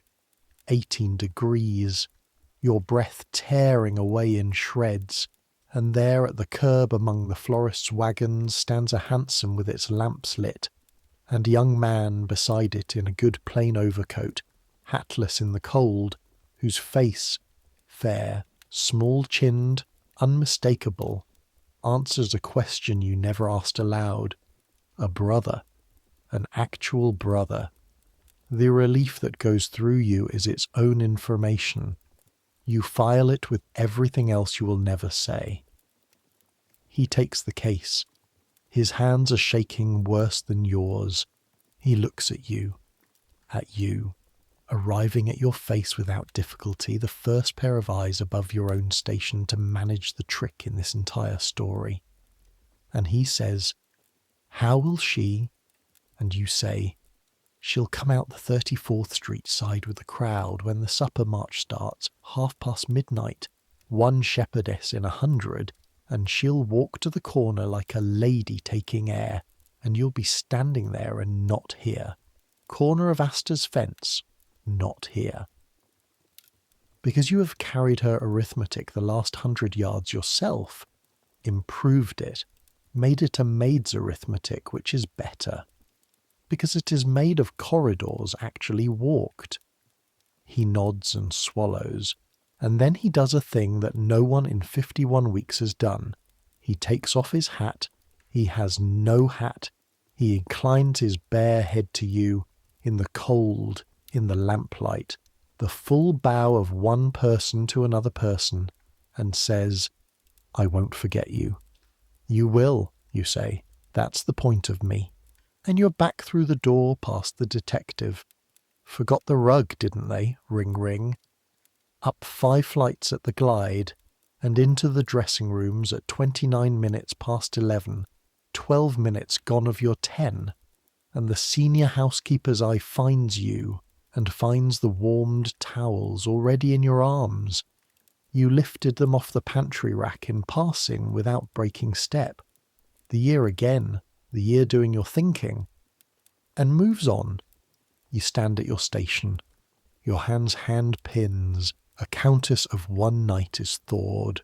The orchestra 4 rooms away plays music written for a king who was beheaded 100 years before this hotel had a name, and somewhere above you a cavalier is sitting in an empty room learning the difference between counting and keeping, and somewhere below you, in the blazing garden built over boarded windows, a shepherdess with a hired crook is dancing on schedule, smiling on schedule, waiting for the supper march, with nothing left in her room now but a costume's wire form and a small pot of rose glycerin salve, label facing out. At midnight the supper march is played. 600 people move toward Oscar's terrapin under 6,000 orchids. In the great shuffling tide of it, you learn this only afterward, assembling it as you assembled everything from the room itself. the wire form untouched, the bed unslept, the bell that never rang. One shepherdess reached the 34th Street doors, where the crowd of the frozen curious was thickest, and the police were busiest holding the line, and stepped through the one boundary in New York that could not be guarded that night, the boundary between the watched and the watching, and became, in 4 steps, nobody. A small woman in a grey cloak in a crowd of thousands, walking north along the black iron fence of the Astoria's building site to a corner where a hatless man was waiting exactly where a maid had put him. The papers, which counted everything that night, the orchids, the policemen, the Marie Antoinettes, the cost of the last dollar, counted 1,200 invitations and some 700 guests arrived. No newspaper in America recorded that only 699 of them left by the front door.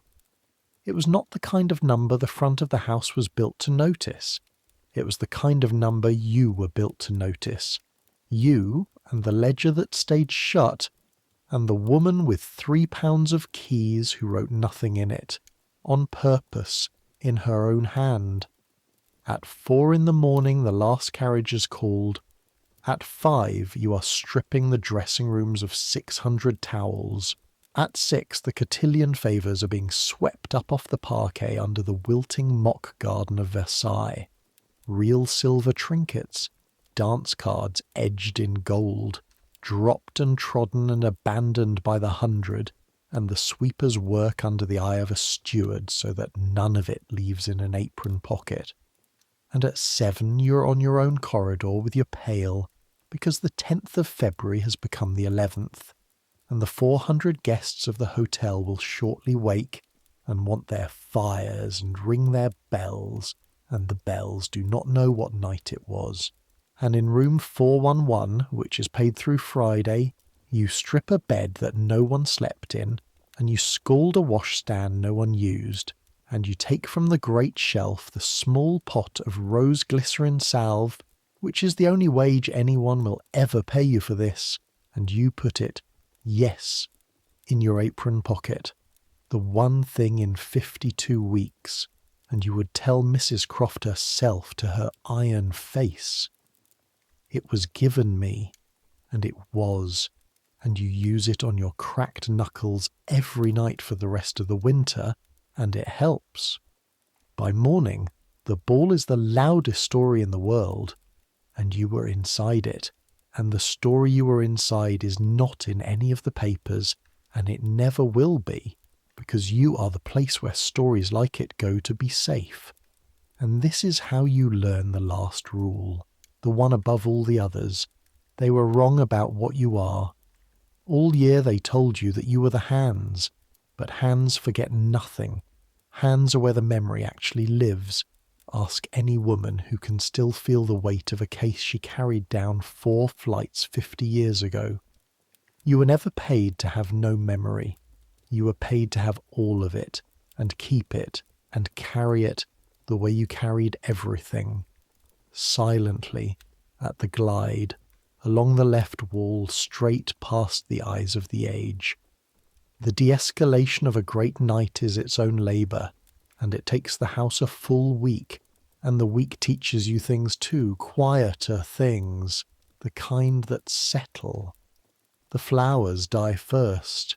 6,000 orchids do not leave a building the way they enter it. For 3 days the mock garden of Versailles comes down wire by wire, and the service corridors fill with the sweetish, tired smell of cut flowers going over, a smell like the end of a funeral. And hampers of them go out the baggage entrance past the same stout detective. And here is a detail the papers never got. The house lets the staff take the sound blooms home, quietly, by permission, at the door of the servants' hall, and for 1 week in the deadest cold of February, the tenement window-sills of half the maids and porters of the Waldorf, Mulberry Street, Cherry Street, the far wards of Brooklyn, stand full of orchids that cost $2 the bloom, in jam jars, in cracked pitchers, in a chipped enamel basin on your own mother's sill, where the whole floor of the building comes to look at them, and your little sister gives one to the teacher and will not say where it came from, having been told not to, and keeps that secret with a rigour that makes you laugh, and then makes you stop laughing, because you recognise the training. The boards come off the windows on the 12th. You are sent down with 2 others to help the housemen clean the staterooms behind the carpenters, and you watch the pine planks come out of the frames, screw by screw, perfectly unmarked, never tested, and get carried away to whatever afterlife lumber has, and the tall glass looks out on Fifth Avenue as if nothing had ever stood between the finest rooms in America and the street except air.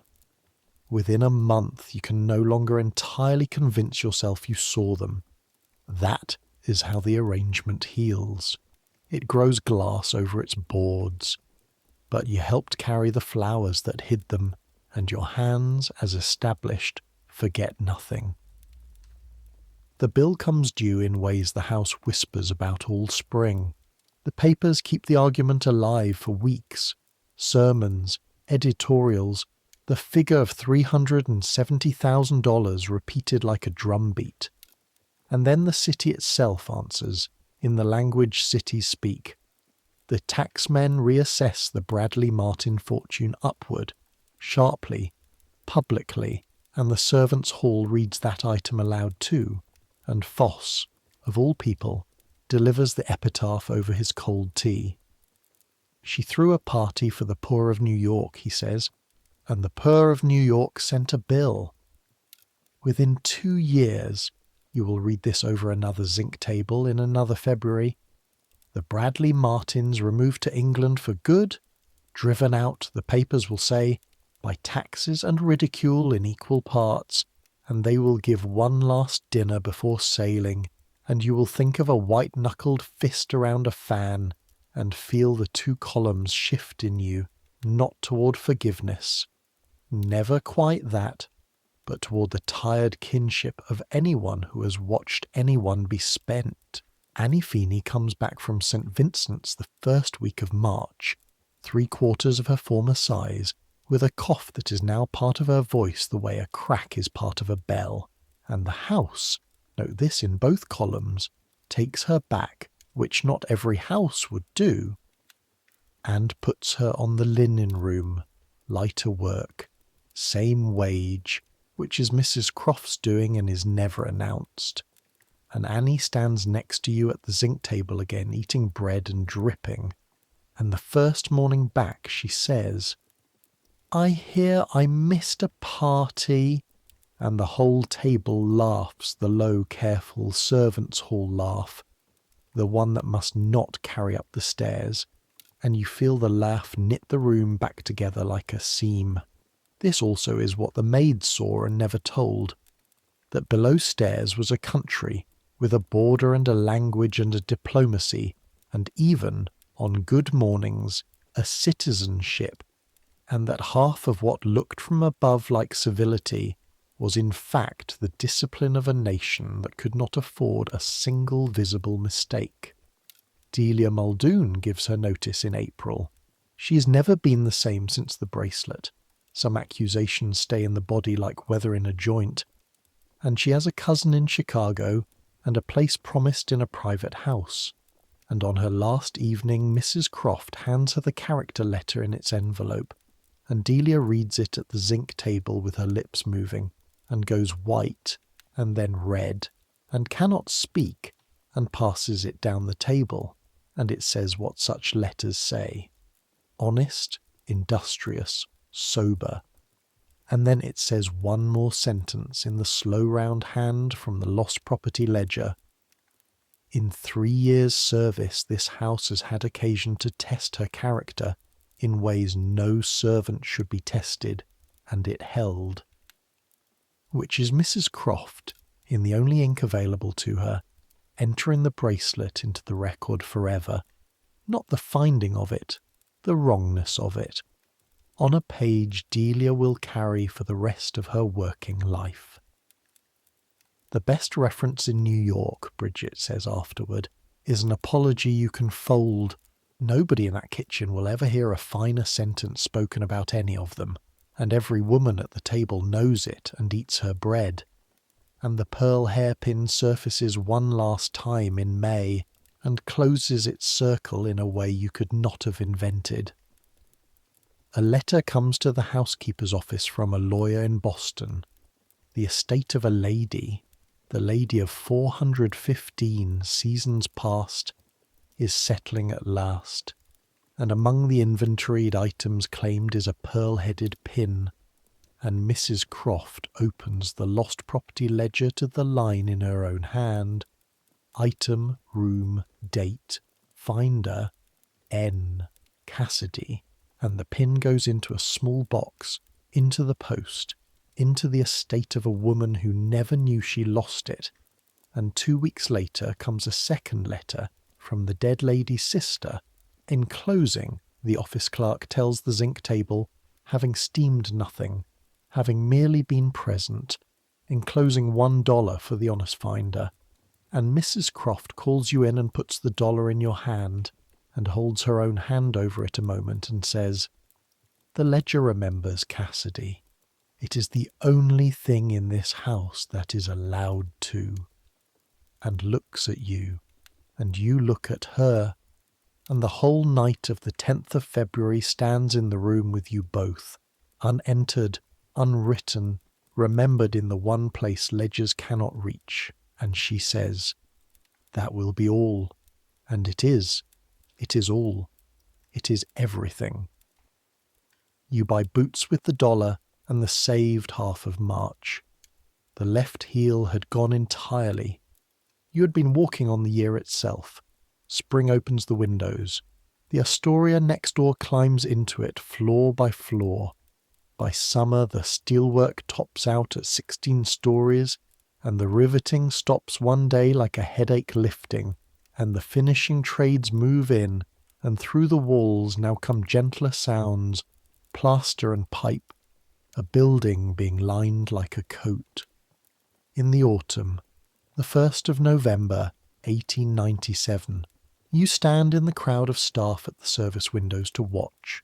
The Astoria opens its doors, and the two hotels are joined through their walls exactly as promised, corridors running straight through where the old aunt's drawing room stood, and the combined house is the largest hotel on the earth. 1,000 rooms, and the management, needing trained hands to seed the new floors, promotes upward from the old house, and Bridget Doran is made a floor supervisor at 26, with a room of her own, single, heated, and the first night she has it, she stands in the middle of it with her 50-year-old hands over her mouth, and you know because you helped her carry her box up, and neither of you says anything because you're both fluent in the language in which nothing is said, and you get the 4th floor of the new house, your own corridor, girls under you now, 4 of them, 17 and 18 and 19, up from the boats and the tenements with their new aprons and their cracked knuckles beginning. And on the first morning you walk them down the deep silent carpet at 5:30, and you hear your own voice telling them the first rule. They do not wish to see the work, they wish to see the result, and you hear whose voice it is now, iron, level, unkind and kind at once. And you understand at last that Mrs. Croft was never the enemy and never the friend. She was the vessel the country below stairs keeps its knowledge in, and now you are one too, and the knowledge goes on being carried the only way it has ever been carried, hand to hand, wall to wall, in the flat, fast glide under the noise of the money invisibly forever. One of the new girls, the youngest, tears a nail back on a brass frame her second week, and hides her hand in her apron pocket, and you see it. Of course you see it. Seeing it is what you are now. And you take her into the linen closet and bind it, and put the finger stool from the sewing box on her, and she looks up at you with her eyes full, ashamed, braced for the scolding, and you hear yourself say, "You did nothing wrong. Remember that longer than you remember the nail." And her face when the words land is your own face, 1.5 years ago. And the corridor outside goes on being silent, and the bells go on ringing, and somewhere below, the greatest kitchen in America begins another breakfast for the 400, and the whole vast golden arrangement turns over into another day, without ever once noticing that, in a linen closet on its 4th floor, its actual history was just handed on. Let the story slow now, the way a corridor slows after the last bell. There is no more danger coming. The night of the boards and the orchids is behind you, and what remains is the long, quiet settling of a life into its shape, and you may lie back and let it settle with her, breath by breath. Because the years after the ball are not a plot, they are a rhythm, and the rhythm is the truest part of everything the hotel maids of that age knew. Morning after morning, 4 o'clock, the skin of ice on the pitcher, the dark dressing, the 17 steps times 4. Season after season, the millionaires away to the sea in June, the carpets up, the beating court, the leather strap and the open window sill and the apple eaten over 4 stories of air. The millionaires back in September, smelling of cologne and boredom. The bells beginning again. Christmas worked, not kept. The envelope with the dollar, the orange in a sister's sleeping hand. Year on year the same wheel, and you riding it with your eyes open, which is the difference, the whole difference, between being ground by a wheel and keeping one. The century turns while you're carrying linen. That is exactly how it happens, and it is worth saying plainly, because the history books will give the turning of that century to other hands entirely. On the last night of 1899 the hotel blazes to the roof, every window gold, the largest and most famous building of pleasure on the earth, and the dining rooms roar, and the crowds fill 5th Avenue again, unpoliced this time, or barely. And at midnight the whole house above you erupts, 600 voices and the orchestra and the crash of the new year coming down through the steel and plaster to where you stand in a 4th floor service pantry, folding towels for the morning, and the girl folding beside you says, "That's the new century then," and you both work on, and after a moment she says, wonderingly, "We'll keep its beds too."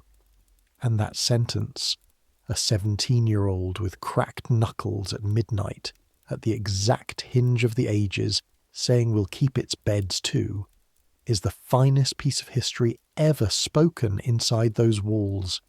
And no one recorded it but you, and now it is recorded. The people go their ways at the speed people do. Foss retires in 1901 with, it is universally believed and never proven, more money than the assistant manager, and buys a small hotel of his own in Saratoga, and the last thing he ever says to you, in the baggage corridor, with his ash-grey face arranged as close to warmth as its machinery allows, is, "You never did see anything, did you?" Not a question. A retirement toast, in the only language he had. Annie Feeney's cough takes her out of service in 1902, and she keeps a rooming house in Brooklyn with her sister, where the front parlour window-sill summer and winter stands full of flowers in jam jars, always, on principle, and every maid who ever worked her floor knows why, and none of them ever says. Bridget Doran rises and rises, head of floors in the new house, then housekeeper entire of another great hotel further up the avenue when the money begins its long march north. And 40 years on, when the wreckers finally come for the Waldorf Astoria itself, when the greatest hotel of the age is knocked down to its cellars in 1929 to clear the ground for a tower to be called the Empire State, it is an old woman named Bridget who stands across Fifth Avenue on the first morning of demolition, in a good black coat, watching the marble come off in sheets the way it came off the old aunt's ballroom in 1896, the wheel come full circle, playing cards onto a wagon, and by then you understand what the two of you had always really been. Not servants of a building, but the memory of one, and buildings die, and their memory goes home on the streetcar in a good black coat and outlives them. Mrs. Croft you speak to for the last time in 1904, the year she leaves service, her back finally spent by 30 years of iron. There is a small presentation in the servants' hall. The house does these things properly. Both columns, always both columns. And afterward she finds you in the linen room among the shelved white walls where she once delivered the catechism, and she gives you, without ceremony, wrapped in a clean pillowcase, the lost property ledger. The old one, complete, retired now like her, its pages full of her slow round hand. Item, room, date, finder. 12 years of the small honesty of invisible women entered and kept. The house has a new book, she says. This one wants a keeper who knows what isn't in it. And her eyes hold yours 1 second on the word isn't. And that is the only time in 9 years that either of you comes within a mile of the 10th of February, and then she shakes your hand, flesh of iron, dry as Bridget's, and says, "You are the best I trained. Try not to let the house eat the girls the way it was let eat us," and goes. Keys silent for the first time in living memory, because she has already handed them on. You keep the ledger all your life. It is in front of you now. Allow this one leap, 40 years. It is the last. It is in front of you now on a kitchen table in Brooklyn in the winter of 1936, and you are 59, long out of service, married, widowed, a grandmother, and the girl across the table with her chin in her hands is your granddaughter, 16. Who found the strange old book in the trunk and wants to know what it was, and you turn the pages for her. Item, room, date, finder, a pearl-headed pin, a bundle of letters, no entry. You tell her why there is no entry, a bracelet, no entry. You tell her about the radiator and the button hook and the girl who did nothing wrong. And she listens the way the young listen when they realize, mid-story, that the old woman peeling apples was somebody, and finally she asks the question. This whole story's been waiting 40 years for someone to ask, the question nobody paid for. But Nana, what did you see? And you look at her a long moment, over the top of the spectacles with the ledger open between you to a blank place in February of 1897, and 11 months of corridor stand up inside you one more time. The glasses of room 407, both of them. The second pillow arranged to look slept on. The boards under the orchids. The fist around the fan. A jewelled woman whispering 1 more hour to a ceiling. A case that weighed nothing because a life folds small. A man's eyes passing over you like a draught from a door. And you tell her the truth, which is by now the oldest tool in your box and still the sharpest. Everything, child. I saw everything. You close the ledger. And I'm telling you the part that's mine to tell, which is how it felt. The rest belonged to them. It still does. That was the work. Didn't you know? The beds were only what they could see. She will remember that. She will tell it decades on to a child of her own, which is the only reason you're hearing it tonight. The great of that age wrote memoirs and the papers counted their orchids. But the truest record of the Gilded Age was kept the way you have just received it. Hand to hand, kitchen table to kitchen table, in the voices of women who were paid to have no memory and quietly kept all of it, every corridor, every kindness, every bruise-shaped shadow, and every small pot of salve, with its label turned toward the room. There is one more thing, the granddaughter asks, that winter night in 1936, before the apples are done. And it deserves its answer here because it is the question everyone asks whoever hears any of this. And the answer is the deepest thing the hotel ever taught you. She asks, "Didn't you hate them?" And you take your time, because you took your time with everything by then. And you tell her about the inventory a maid's memory actually keeps, which is not the inventory anyone expects. You tell her that yes, you carried a father's breadline winter up those service stairs every morning of 1897, and yes, you did the arithmetic of the orchids against Annie's ward and never once got a different answer, and that a person who tells you the anger wasn't real is selling you something. But then you tell her the rest of the inventory, the part that complicates the sermon, because your eyes were open on every flaw, and honest eyes ruin every simple story equally. You tell her about the old gentleman in 403 who was dying all through the spring of 1898, slowly, of something the doctors visited twice a day, and whose famous sons came seldom and stayed briefly, and who took to timing his morning so that he would be awake when the maid came in, because the maid was the only person in his enormous triumphant life who entered the room without wanting anything, and how he would talk while you laid the fire, about ships mostly. He had made his money in ships, and how you learned to lay a fire very slowly, coal by coal, stretching 11 minutes to 20, because 20 minutes of being listened to was, at the end of a fortune, the only thing left on earth the man could not buy, and you gave it to him off the books. And when he died in July, the family sent the housekeeper's office $10 to be divided among the floor staff, and you took your share, and both things were true at once. The $10 and the 20 minutes, and only one of them was payment.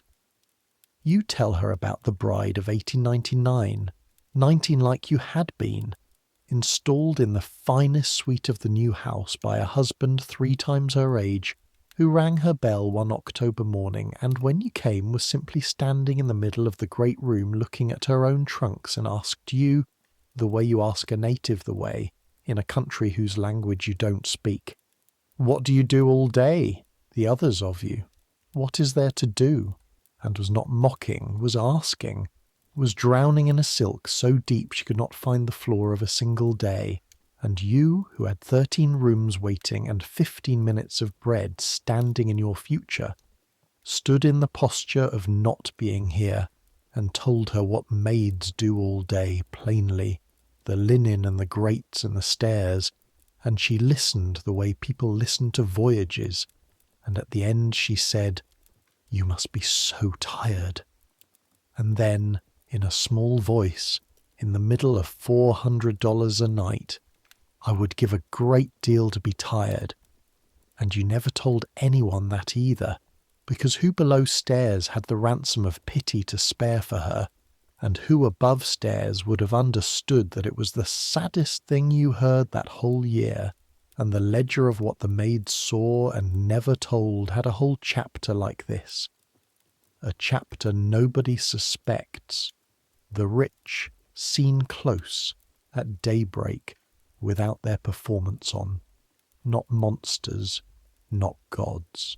Prisoners of a better upholstered wing, some of them, doing softer time. Didn't you hate them? You tell her the truth.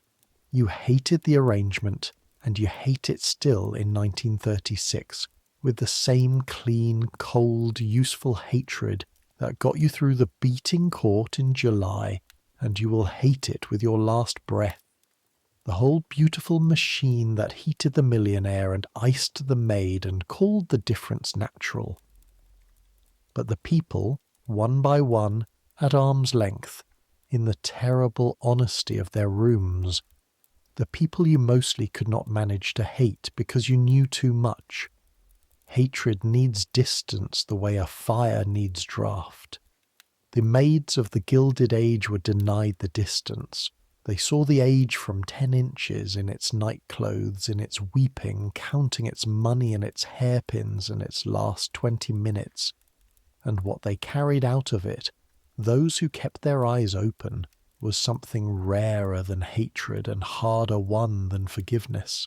They carried the whole picture. The only whole picture there was.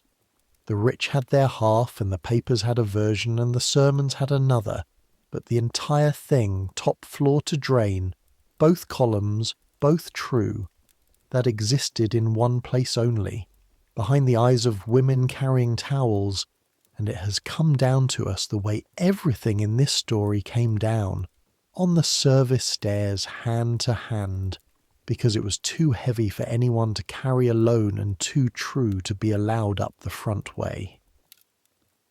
The granddaughter is quiet for a while after that. The apples are done. Outside it is Brooklyn, and it is 1936, and there are breadlines again, 3 blocks over, in the 4th winter of newer hard times, because the wheel is the wheel.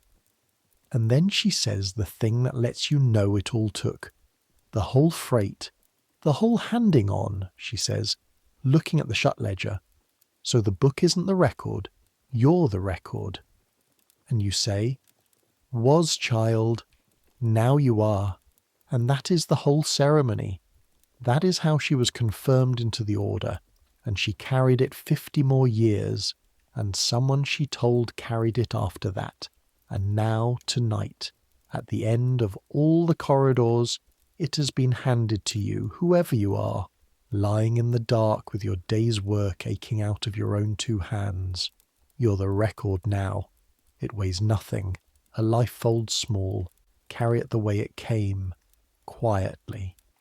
And since the record is yours now, take the last of it properly. Not the events, you have those, but the texture, the part that lived in the body, because that is the part the histories always lose, and the part that was most true. Take the catalogue of what the hands knew. The hands knew that a bed slept in by a person at peace, and a bed slept in by a person in trouble are 2 different countries, and that the difference is in the bottom sheet, in whether the body lay still or fought all night, and that a maid could walk a corridor of stripped beds and tell you the emotional weather of the whole floor without reading a single face.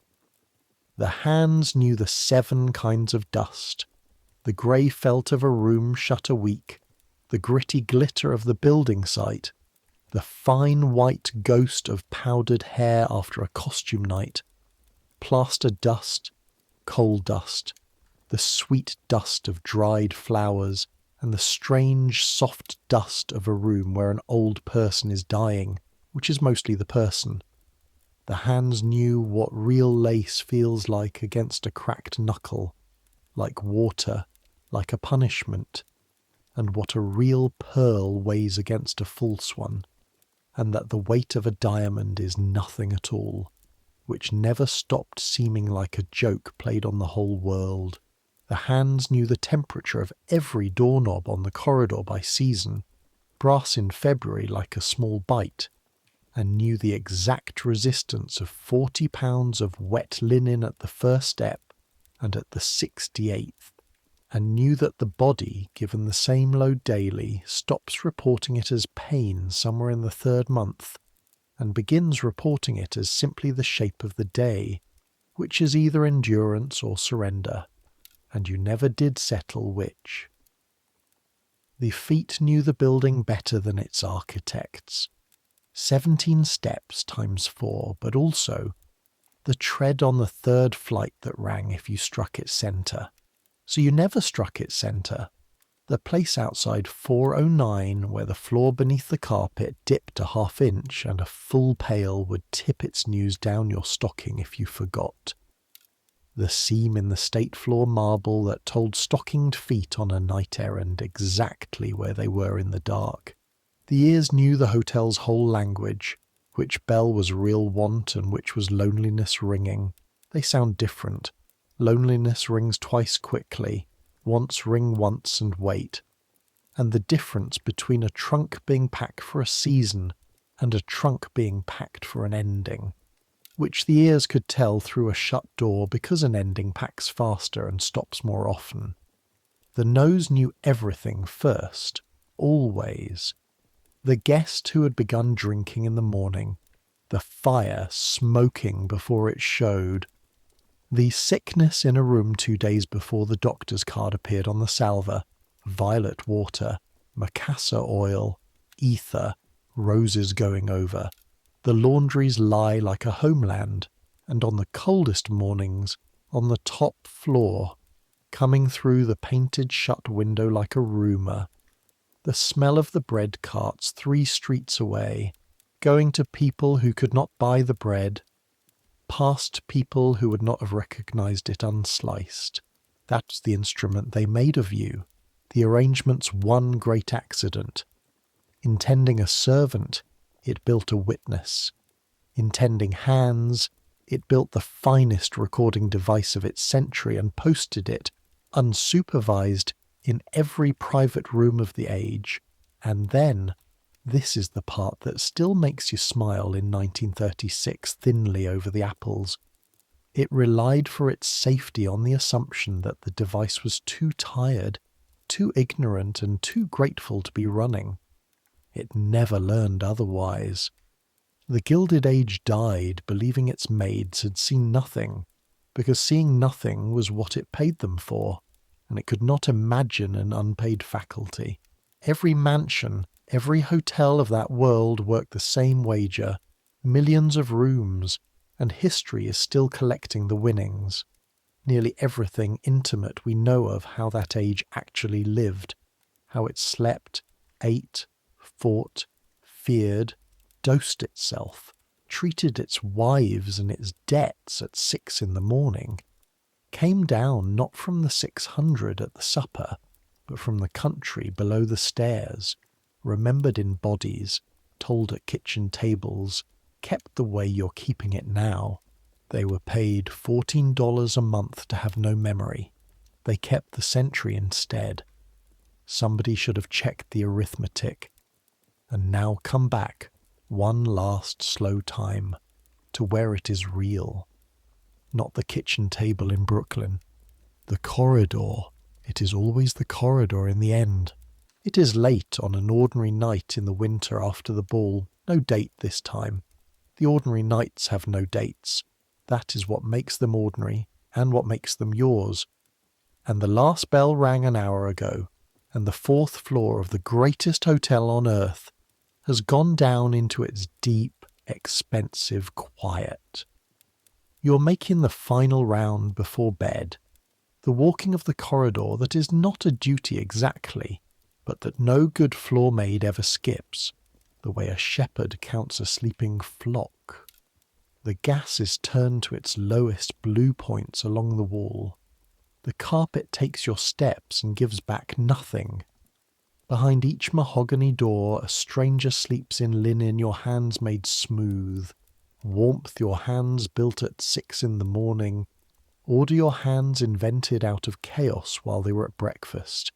400 lives, laid down for the night inside the work of women they could not describe, and every one of them safe, and not one of them knowing what the safety is made of.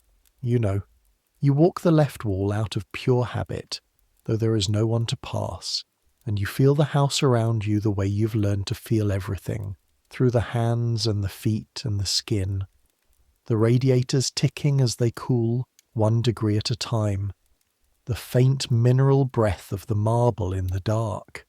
Far below, 12 floors down through steel and plaster, the night kitchen banking its fires, a last cart rolling somewhere on rubber wheels, the building's great heart slowing toward its 4 hours of almost sleep.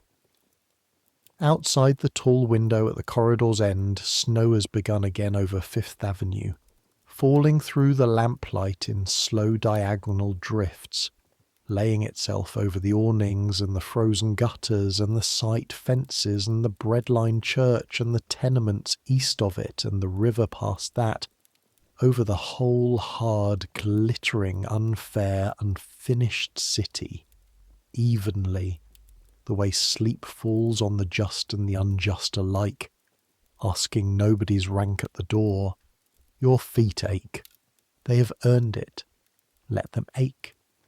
Your hands are cracked at the knuckles and smell faintly of roses, because the salve is nearly gone, and you use it thriftily now, a little each night, and the little is enough. Enough. You're warm enough walking. You will be cold enough sleeping, and you have slept cold all your life and woken all your life, and there is a plain, unbeatable strength in that arithmetic that no suite on the third floor can buy. You know you can do tomorrow, because you have done a year of tomorrows, and they are in your body now like rings in a tree, strong enough, quiet enough, seen enough. That's more than most who dance downstairs could say of themselves, and it is enough. Tomorrow there will be the pitcher with its skin of ice, and the knuckle through it, and the dark dressing in 90 seconds. Tomorrow there will be the 17 steps times 4, and the warm linen against your chest coming up, which is still, after everything, the first good thing of every day. Tomorrow there will be bells. There will always be bells. And 13 rooms, or 16, and a girl to teach the glide to, and bread eaten standing, and the 2 columns filling steadily in their book that only you can read. But that's tomorrow. Tomorrow belongs to the bells. Tonight is the corridor, and the corridor at this hour at the low blue gas in the falling snowlight belongs to no one in the world but you. Stand at the tall window 1 minute. You are allowed. There is no one to pass. The rule sleeps too. The snow comes down through the lamps. The Astoria's steel rises black against it. Floor on unfinished floor. Tomorrow's 1,000 rooms waiting for tomorrow's 1,000 strangers, and the hands that will keep them. Centuries will pass. The hotel below you will fill and empty 10,000 times and come down at last to make room for a tower that will wear its ground like a crown, and the city will tear itself down and raise itself up over and over, the way it does, the way it must. The bells will become telephones, the gas will become light without flame, the great fortunes will scatter and regather under other names. But people will still lie down at night in rooms made ready by hands they never see, still trust their sleep to the quiet work of strangers, still wake into order that arrived like snow silently while they were elsewhere. Some things don't change. The keeping doesn't change. Somewhere, always, at the top of some dark stair, a woman is walking corridor at the end of her strength, making the world safe for sleeping people who will never learn her name. And she is not nothing. She was never nothing. She is the reason the whole bright noisy show downstairs can close its eyes at all. Let her walk. Let the corridor be quiet under her. Let the gas burn low and blue, and the snow keep falling past the lamps, and the radiators tick themselves cool slower and slower. Let the bells sleep in their pantry board, every red arrow still. Let the ledger lie shut on its shelf with everything in it, and everything not in it, both kept, both safe. Let your own hands, wherever this finds you, loosen now on whatever they've been carrying all day. They've carried enough. They've earned the dark. And let the day itself go down the service stairs without you, taking its noise with it, flight by flight, growing fainter. You've seen enough for one night. You've done enough for one day. You're tired enough and warm enough and safe enough, and that is enough. Let sleep come up the corridor now on its deep carpet, the way the quietest and kindest things always came in that house, unseen, unheard, asking for nothing, and let it turn down the lamp and let it close the door softly behind it. Good night.